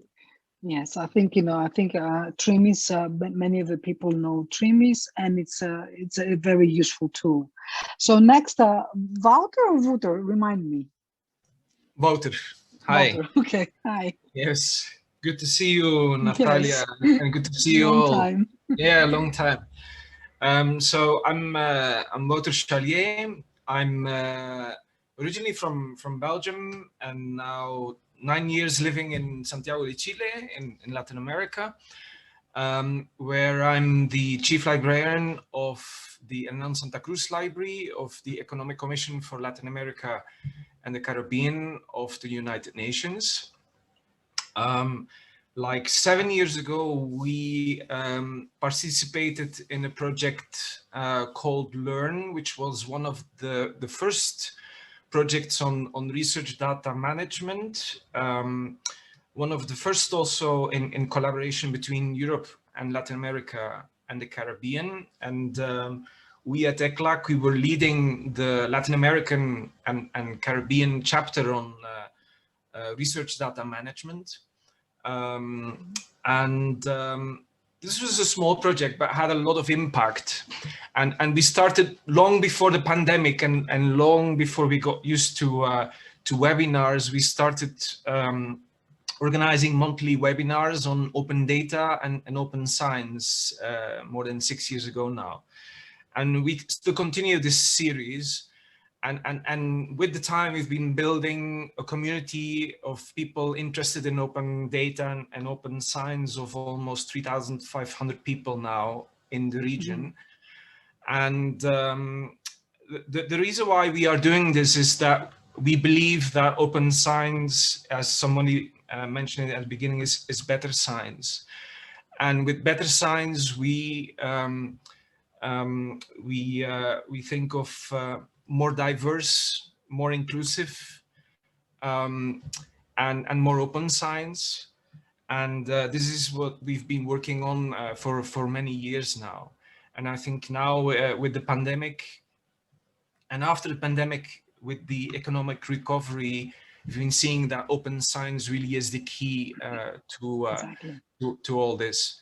So I think the reason why we're interested in open science is that basically we believe that it's let's not go back to business as usual. Let's try a different paradigm. So that's why we are so committed to open science. And I think what I can tell from OpenAIRE and from Libre from other organizations is that libraries, they have stepped very dynamically in the role of open science, see how you can support, which is really great.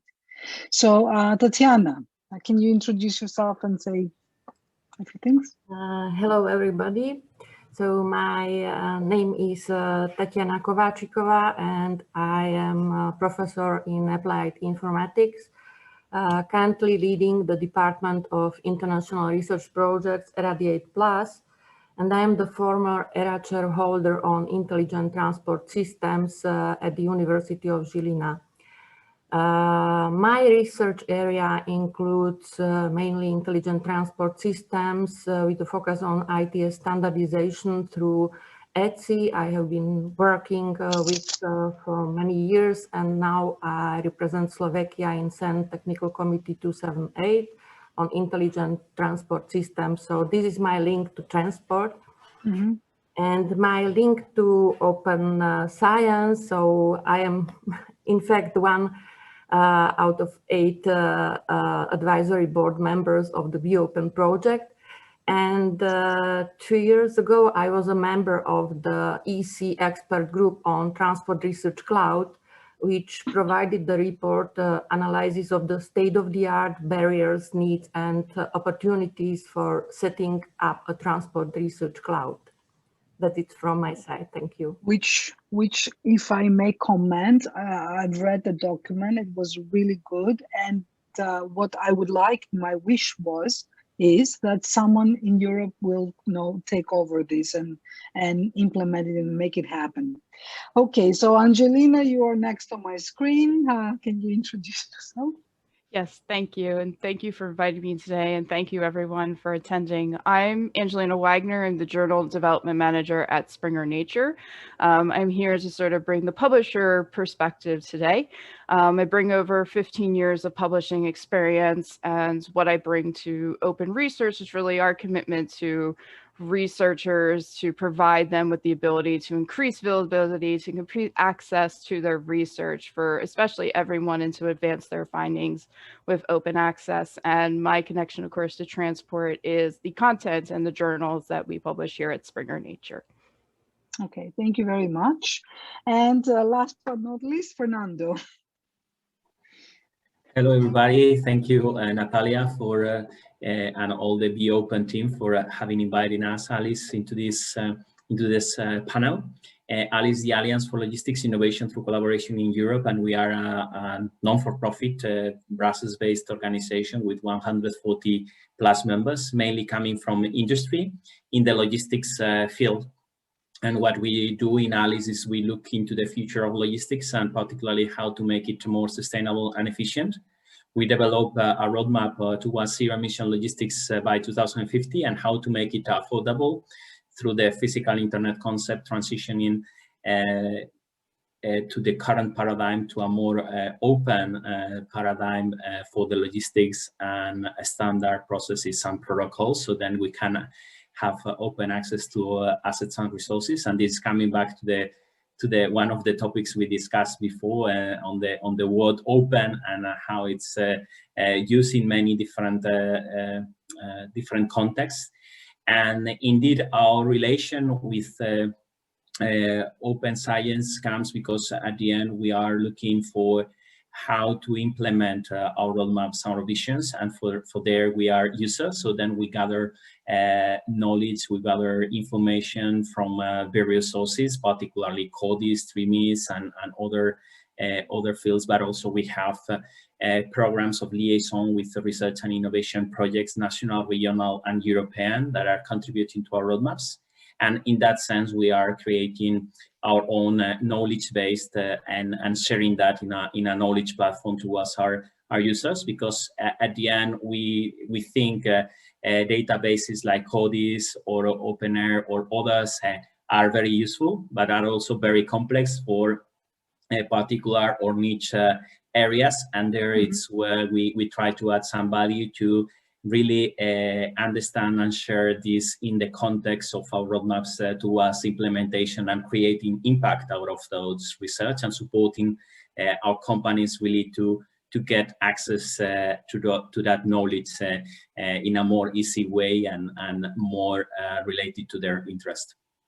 Okay, thank you very much. So what I see is now we have a panel from public or commercial organizations, and from open access or open science enthusiasts to people who want to actually implement open science, in the for sharing and for having benefit.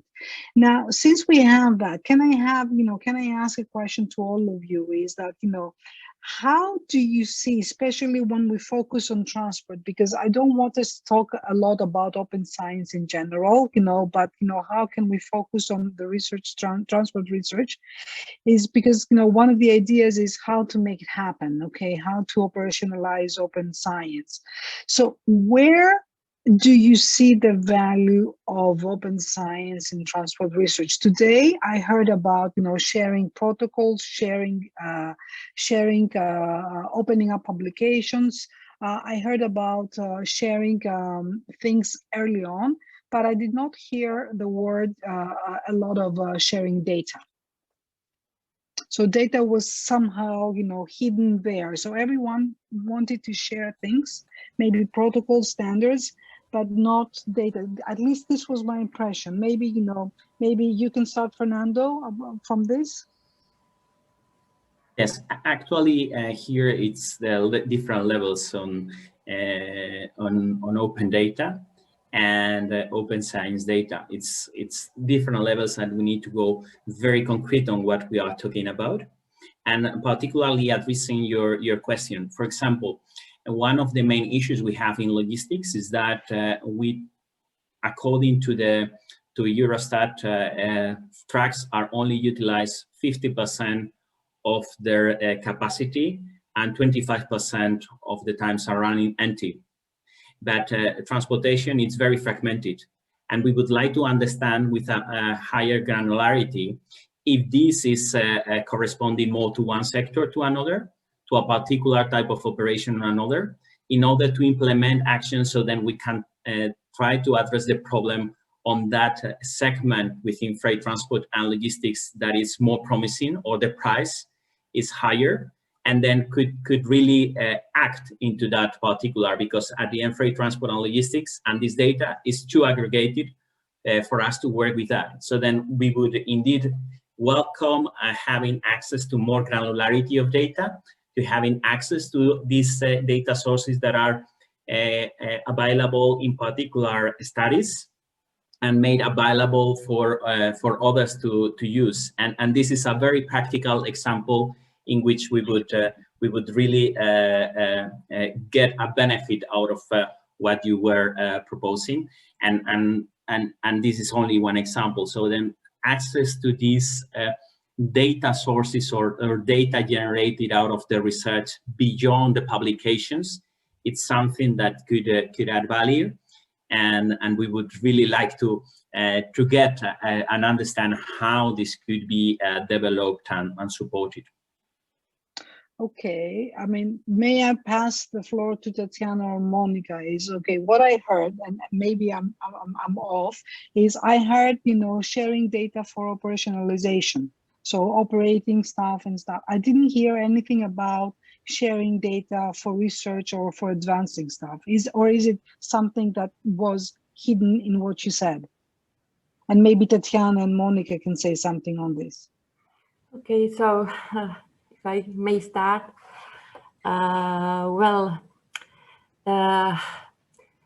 it has been said several times that the transport research community is composed of a diverse group of researchers which are conducting research in academic institutions, public-private research institutions, commercial organizations. And it's true that this community tackles a highly diverse set of issues coming from urban transport operations to people and freight movements. And transport is split into several modes, including air, sea, land, rail, space, and so on. And coming to the data, it's true that transport researchers collect and generate large amounts of data, whether coming from monitoring actual movements of persons or freight, recording sensor data from infrastructures and vehicles, or capturing videos of various transport-related phenomena. But unfortunately, most of this data collected is used once and stored away in locations that are inaccessible to other researchers. So this, of course, limits the possibility to share and to reuse the data sets which have been already collected by projects or initiatives, which have been very often funded by the public money. I can give two examples where I see the potential impact of sharing the data. One of them is the CCAM area, the area of cooperative, connected and automated mobility.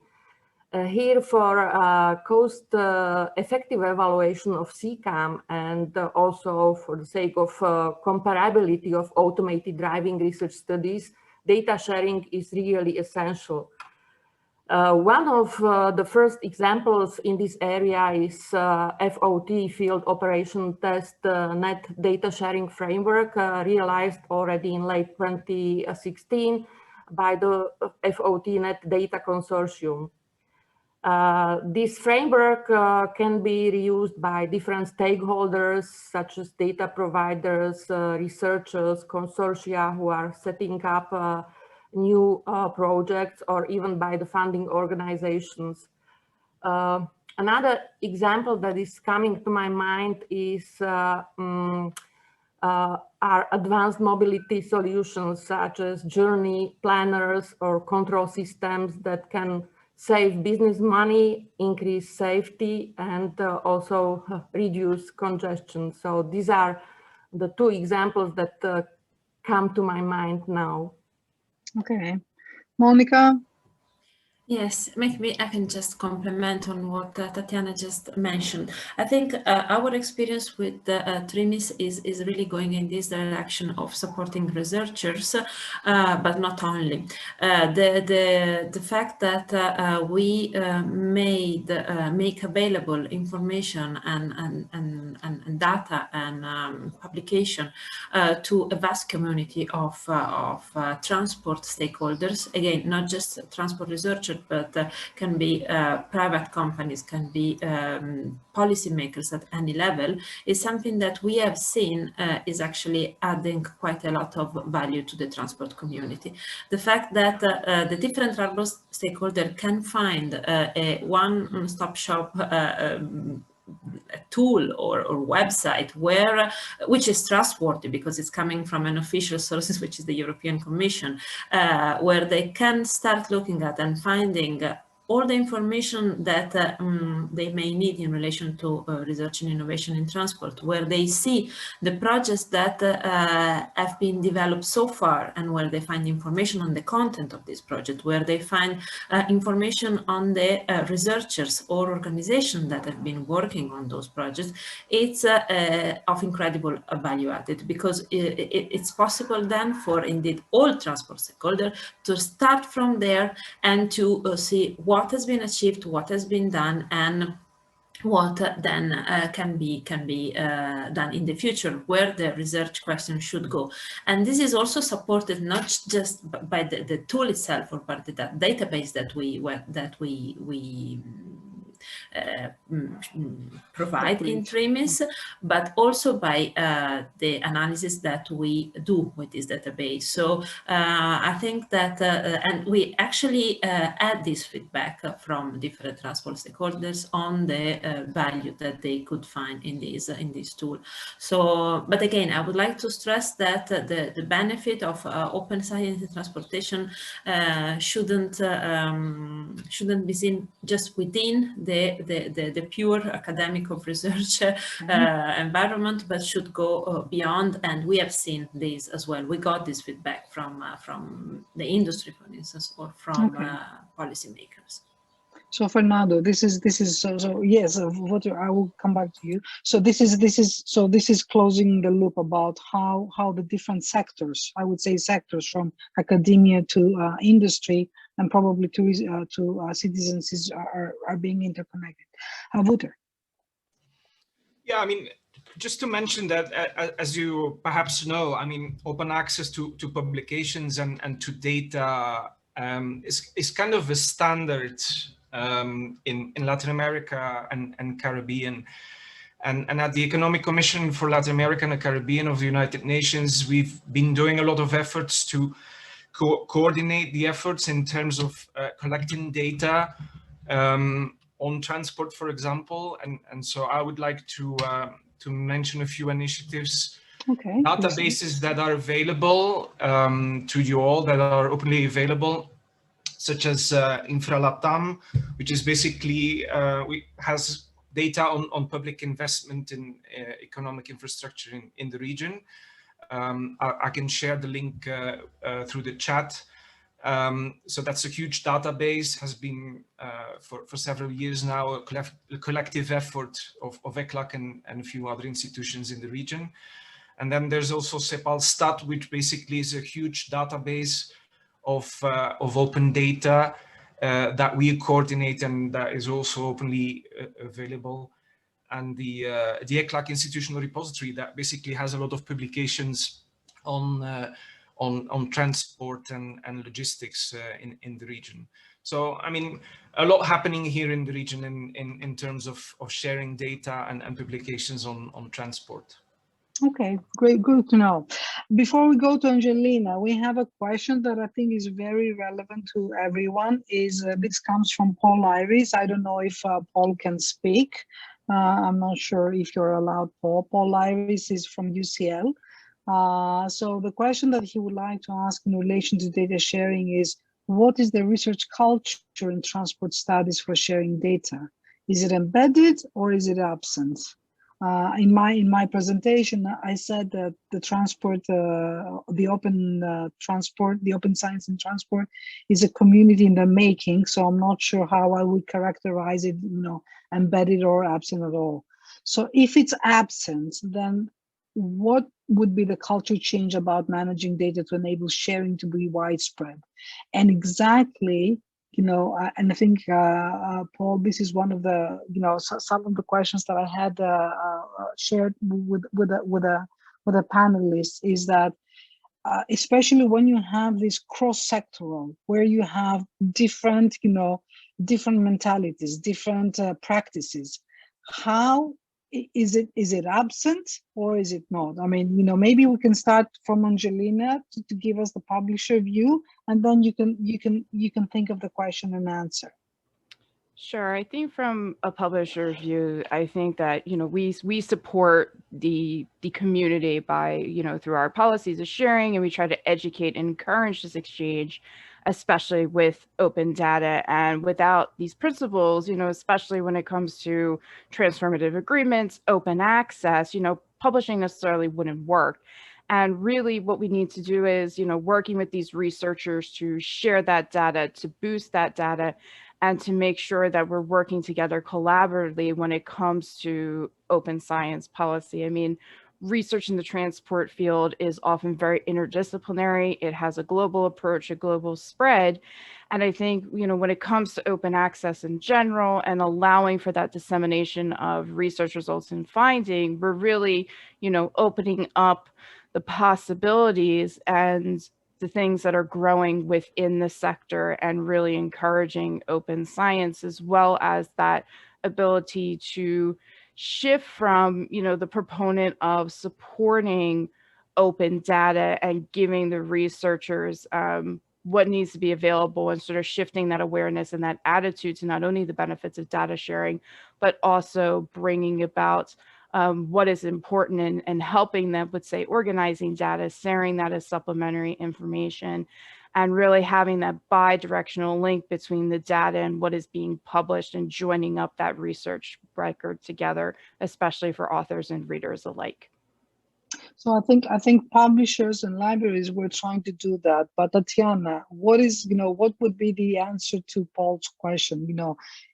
Is there data sharing embedded, or is it absent from the research community? Okay, I will start like this. So in my view, open science can be open only to a level of openness of its stakeholders, being them researchers, industry, SMEs, or citizens. We all know that there are still concerns and issues to be tackled to fully open science, and they cover technological, legal, economic, or political issues. But in my view, all of them can be handled or can be solved. What I really consider as the most challenging are the socio-cultural concerns and issues, and this is coming mainly from the researchers community. The researchers are still reluctant to share the results of their work, and I think that the roots are coming from the culture of science, since science traditionally has rewarded the scientists who are the first to discover ideas or to publish the results of their work. So there is some kind of resistance in the research community to move from these closed practices that protect the ideas to a paradigm that claims that openness and shareness of their research work is rewarded.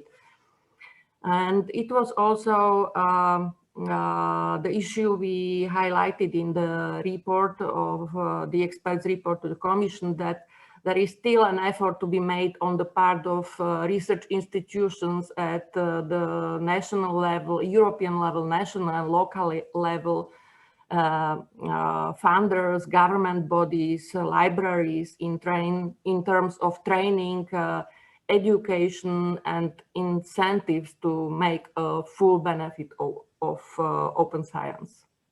Okay, I mean, Fernando, how does this apply to your group of people? Because the logistics. So I understand you have industry researchers from industry or industry operations, right? Yeah, it's very interesting. I fully support what it has been said by Angelina and Tatiana, of course, Monica, and it's also very important to understand what is the source of the funding for that research. So if the source of that funding is public money, I think then we need to go into the direction of open science, because it's a public investment. And but before publishing research and innovation results in an open environment, we need to also think this is the best way to get impact in society as we wish. So then if those data or those results are better to go first into a patent process, so then you can protect the results before making them available and accessible. So then, and there is where in industry there is some confusion in between open science and protection of results and impact. And I think those ones are compatible, and maybe on different moments in time, because as we know, patents are always public at the end. So then it's in terms of timing, and this is the first thing. So then before making open science, we need to understand if this is something that could be better protected in order to make it more result into action. So then something that we get additional impact.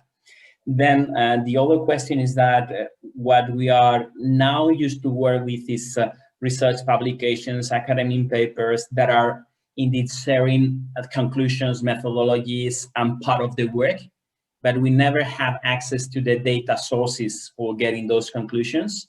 And this is where the power could come. And as Tatiana said, is that whenever you publish something, I think it should be very clear the data sets you have been using to come to these conclusions. And maybe you can be challenged because you go to those conclusions. That is the only way we can progress in an open and very transparent environment in science. Okay, I don't know if that answers Paul's question. So we heard what from Kostas Glynos and what the European Commission is doing on Horizon Europe. So they are front runner in open science, and they are pushing for open science. And then we heard Carl discuss the European Open Science Cloud, which is setting the infrastructure for sharing, at least in the beginning, in between the academia, but also the European Commission at the European level is pushing for these European data spaces, and one of them is a mobility European data space, which means that we are complicating the landscape more. With the different policies coming, yes, from the different places. So if I were a researcher, I would be confused. So Fernando wants. Yes, actually, that's the problem. And I was saying we need to be very clear on what we are talking about. Okay. And data spaces are not particularly addressing open science. No. Data spaces are, for example, in the mobility, now a lot of information is shared for very commercial or non-commercial operations. Part of that data could be accessed for those operations made public, and then maybe commercial applications could be built on top of that. But this is independently of data coming from research. This is very looking into commercial applications, how companies can share data, how they can do this in a very protected environment, but how we can advance that from a very commercial and operations point of view in the logistics and mobility. Of course, some of these concepts like data holder or data steward and all that, because at the end we are talking about data, can be applied also for open science. But I recognize this confusion. I can understand the confusion, but it's important to separate this and to understand that maybe the data spaces have a quite different objective, at least from what I know from the Digital Transport and Logistics Forum that we are working also as part of this group in ALICE. So there is where there is a little bit of confusion, but there are some basic rules on the roles of data holder, data steward, data exactly. I mean, that need to be kept. Before I give the turn to Wouter, is that I think, you know, we need to not to confuse open science with open data necessarily. As Karel spoke, you know, it's also about fair. And in the data spaces, I see a lot of fair data, and I see a lot of effort put in by the researchers to make their data fair. I'm not sure if this effort will be, you know, done with from the commercial companies, unless there is something to gain, which is valid, you know. So it's not, you know, it's confusing, but it's not confusing. This is what I'm saying. So, you know, let's not label open science as open data. Open science can mean fair data also. So, Wouter. Yeah, and I think the challenge is very much how do we create an environment of trust where people feel comfortable to share their data. And this is something which is a paradigm shift. I mean, open science is a paradigm shift in itself, but if you look at libraries, for example, it's also a paradigm shift in how we work with the people who are producing the data. I mean, we are not longer coming at the end of the workflow, of the research workflow, collecting the output of research. We are, I think the change that is happening now is that we as libraries, that we as librarians intervene from the very beginning as partners together, supporting the researchers, designing research data management plans, creating this environment where people feel comfortable, where people feel trust to share data. And I think this is the big challenge. How do we make sure that that we have this environment, which is something that is also very much, I think, mentioned in the European Open Science Cloud, the central concept of trust and how libraries create this environment.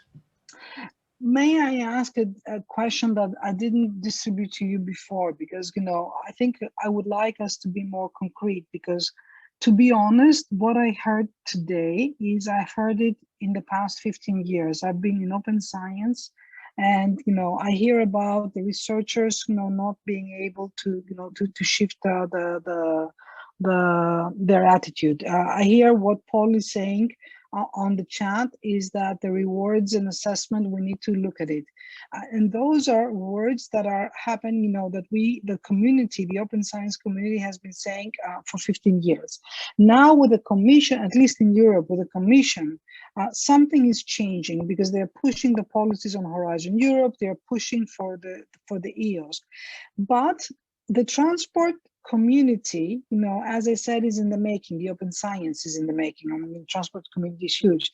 What can you gain out of more established communities that they have such practices? I mean, do you know, or, you know, how to go about it? Because, you know, yes, we can talk about it, but what is it that we need to address? Okay, you know, Paul is saying research assessment. This is something that should happen from the university level, but where does your community, where can you intervene?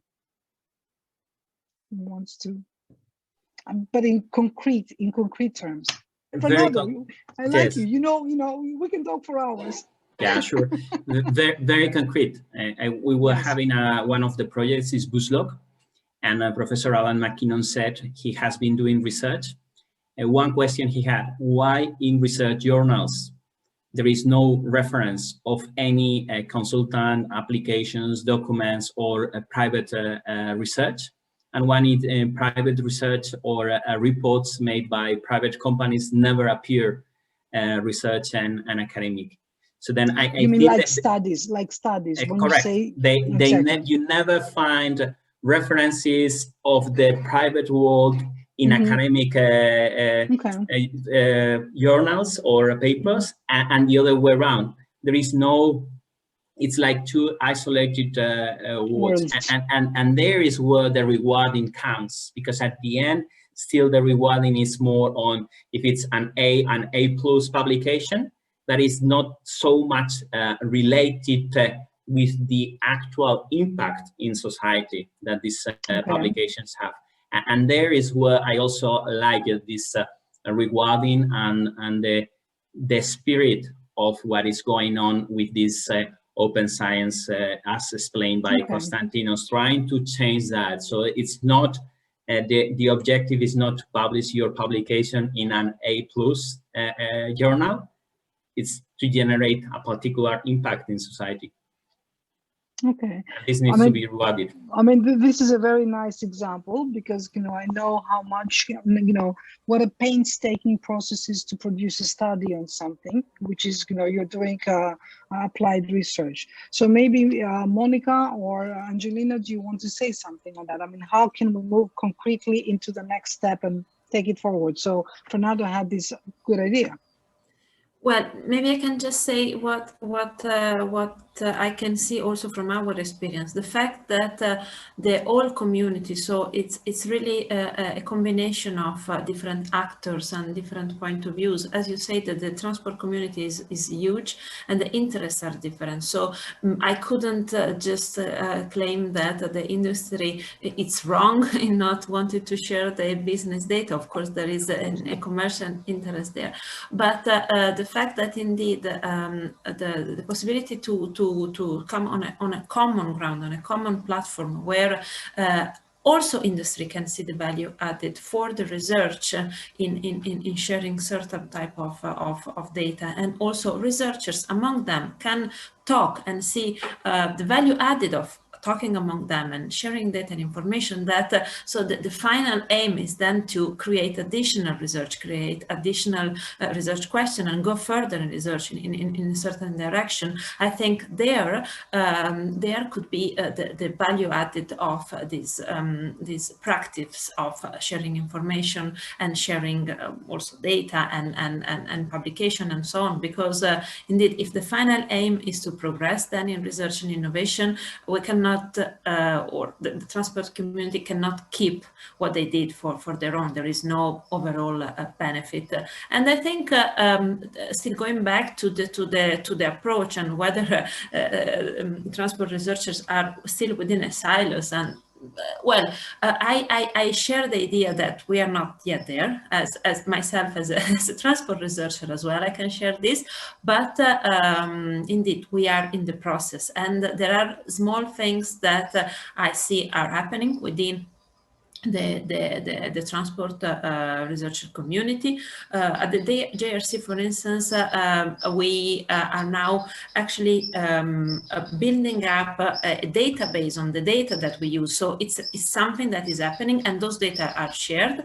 And so it takes time, it takes effort, but within us and also talking, we see the benefit of this, because otherwise it's like the usual situation where you just figure it out after I don't know how many months that your colleague from the next desk is doing something that you were really looking for and you didn't know. So the approach, I think, is now changing a bit. Still, I think that the way it's long, but there are some initiatives that I think are going in this direction. Yes, okay, Wouter and then Tatiana. Yeah, I like that image that Monica was using of realizing that a researcher at the desk next to you is actually working on similar things. You can imagine, I mean, amongst different regions all over the world, I mean, we still very much work from our silos in our comfort zones, but I mean, change is happening, and I'm quite optimistic. I mean, yes, we are talking about open access for more than 20 years, but yes, we've seen huge progress in that sense in terms of open access to publications. Now, the last years also, access to data, sharing data, open science, open software, open hardware, citizen science. I mean, all these elements that are under this umbrella of open science. And we will probably have to keep talking about it for many more years, because this is what is actually making the change, and the change is happening. But of course, I mean, we have to realize that we need more data, better data. We need to come out of our silos and our comfort zones, look for partnerships. I mean, European Open Science Cloud doesn't stop at European borders. I think like in the context of OpenAIRE, the collaboration there between Europe and Latin America has been amazing. And I think this is a great platform for further work there in open science. So progress, let's celebrate the progress that we've been making and keep pushing to get more change and also to come out of our comfort zones and try new partnerships with private sector across borders, across regions, because science is a global issue. So your message would be new partnerships. Good. Tatiana. Yes, thank you. I agree with what has been just said. So I think that we are progressing, and there are already some examples from European organizations working at the interface between public service and industrial collaborations. And this is already well known. These are these public-private partnerships running under Horizon 2020 or the European Space Agency or CERN, just a few of examples. So little by little, we are moving ahead. No, I mean, this for sure. And this is what I said is some of these communities, they have started 20 to 30 years to 40 years ago, right? And, you know, now that the transport community, research community is initiating on this path, what can you learn? This is, you know, this was my question. So from Fernando, I got is that, you know, it's not just publications or data. So research, you know, research assessment should be broader. So researchers in transport. From Wouter, I got is that, you know, we need to have synergies, positive message synergies. Tatiana, what would be your next message, you know, to say, you know, how to take it forward, how to take transport research forward? I mean, you were one of the authors of the Transport Research Cloud. So what would be the, you know, the number one thing that would come to your mind to make it happen? Education/training. Okay. And Monica, Angeline, I will leave you last. Is that what about TRIMIS? I mean, you know, JRC is doing all this work in TRIMIS, and you've seen the work that we are trying to do in Be Open and OpenAIRE. So where can you see synergies in order to, you know, to put it one step further in order to achieve these? Yeah. Well, I can say that, sorry, there is some noise. I can say that I've seen quite a lot of synergies. We look at and we base mainly ourselves on European founded projects and what comes out of these projects. So research indication and research gap that we could investigate. We try also to look at the academic production and still in that direction, I think we can do much more. And also when it comes to another area, which is the one that Fernando just mentioned before, the one of patents also. So again, the industry is part of the whole story. So we started to look also at patents and analysis in this direction. So I think that there are quite a lot of synergies between what you are doing, what the work in Topos, for instance, and what I would support what Wouter was saying in the fact of creating synergies and creating a platform, a forum, as you are doing as well, where the different stakeholders will know what is going on and can talk among them. I think it's crucial. Otherwise, again, I think we do not get the value added of the whole. I mean, I believe that if there is a transport research cloud, TRIMIS should be a part of it. You know, for sure, it's something that would be. Angelina, yes. your view, not just from the publisher perspective, but from the global, because as a global publisher, you know, you have the world at your feet. So. Yes, I think that, you know, from my perspective and from the researchers that I work with, I mean, you know, we should stick to what we think is as, you know, what the community is saying about clear data provisions, you know, references, code of conducts, providing our authors with training and even just clear sort of structured guidelines that we can even provide as a global publisher. I mean, a lot of the work that, you know, we do with our journal editors, with our researchers as well, you know, also transfers to this community. And it really helps us to work together to have that synergy and really having that huge potential for open data, especially to improve knowledge. And that's across the global economy, the environment, health, and wherever those, you know, really listening to what those specific issues are that are holding some research communities behind, and really helping to build that case, and also to continue our efforts to really encourage sharing, especially such as in repositories or even just supporting data citations in public works for the overall research community. Okay, thank you. I think you have a crucial role to play, and I would like, you know, to thank you all. I would like to, you know, for you to invite you to look at the results of the Be Open, because now the project is ending, but I think, you know, the work is not ending. I think the work is starting. So thank you all for participating in this panel. And Caroline, I'm giving the floor to you. Thank you so much, Natalia, for running this excellent panel. I mean, we could continue, at least I'm sure we could continue listening to you, because there were so many interesting topics that were touched, and 50 minutes were certainly not enough to cover all the different valuable inputs that we received in this discussion. So from my side, I also want to thank all the panelists for bringing their insight and their views on open science, and those different perspectives are very important. And I want to pick up your message, Natalia, that the work is ongoing. Your last work, I mean, Be Open has been producing. We've been not a pilot, but still kind of putting forward some numbers of ideas on how to move forwards open science, how to make it a reality for transport. And the work is there, and quite a lot of interesting production is coming up from Be Open that we of course all encourage you to look at, and we need to continue moving forwards. But still, again, I want to thank of course all the partners, of course, that have been contributing to that work over 2 years and a half.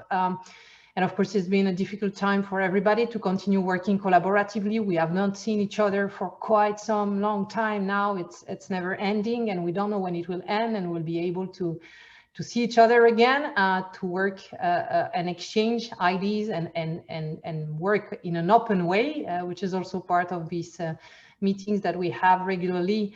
But still, let's hope for the best in the coming months. And I want also to thank, of course, all the participants for joining. I hope you, of course, like the presentations and the discussion, that they were helpful for a better understanding of open science and how the Be Open project is actually helping to move forward the concept in the transport domain. I hope the event also brought many insight on how Open Science can benefit your work, because I'm still feeling that there are still some resistance on how to do open science, and that not everybody is getting into this direction for their daily work, and that it triggers your interest to embrace open science culture. We learn and we heard a lot about the open science culture today and practices. So I hope at least this event bring you some ideas and triggers your interest to move things forwards. The event has been recorded and will be made available, as well as all presentations. They will be sent to all participants, those who joined and those who could not join today and be with us. And they will also be shared on the Be Open website. If you want to be kept informed on future initiatives and many things that we will still continue doing, we can encourage you to follow the Be Open media. And if you have any questions, of course, you feel free to contact us. And of course, if you have more questions on the presentations and the panelists, we are happy to move that to them and to bring those questions to them. So thanks again, wishing you a good rest of the day. And of course, I wish you all to stay safe. Thanks a lot for being with us, and bye-bye. Thank you. Thank you. Thank you, bye. Thank you, bye. Bye-bye, thank you very much. Bye, everyone, bye. Thank you, Carly.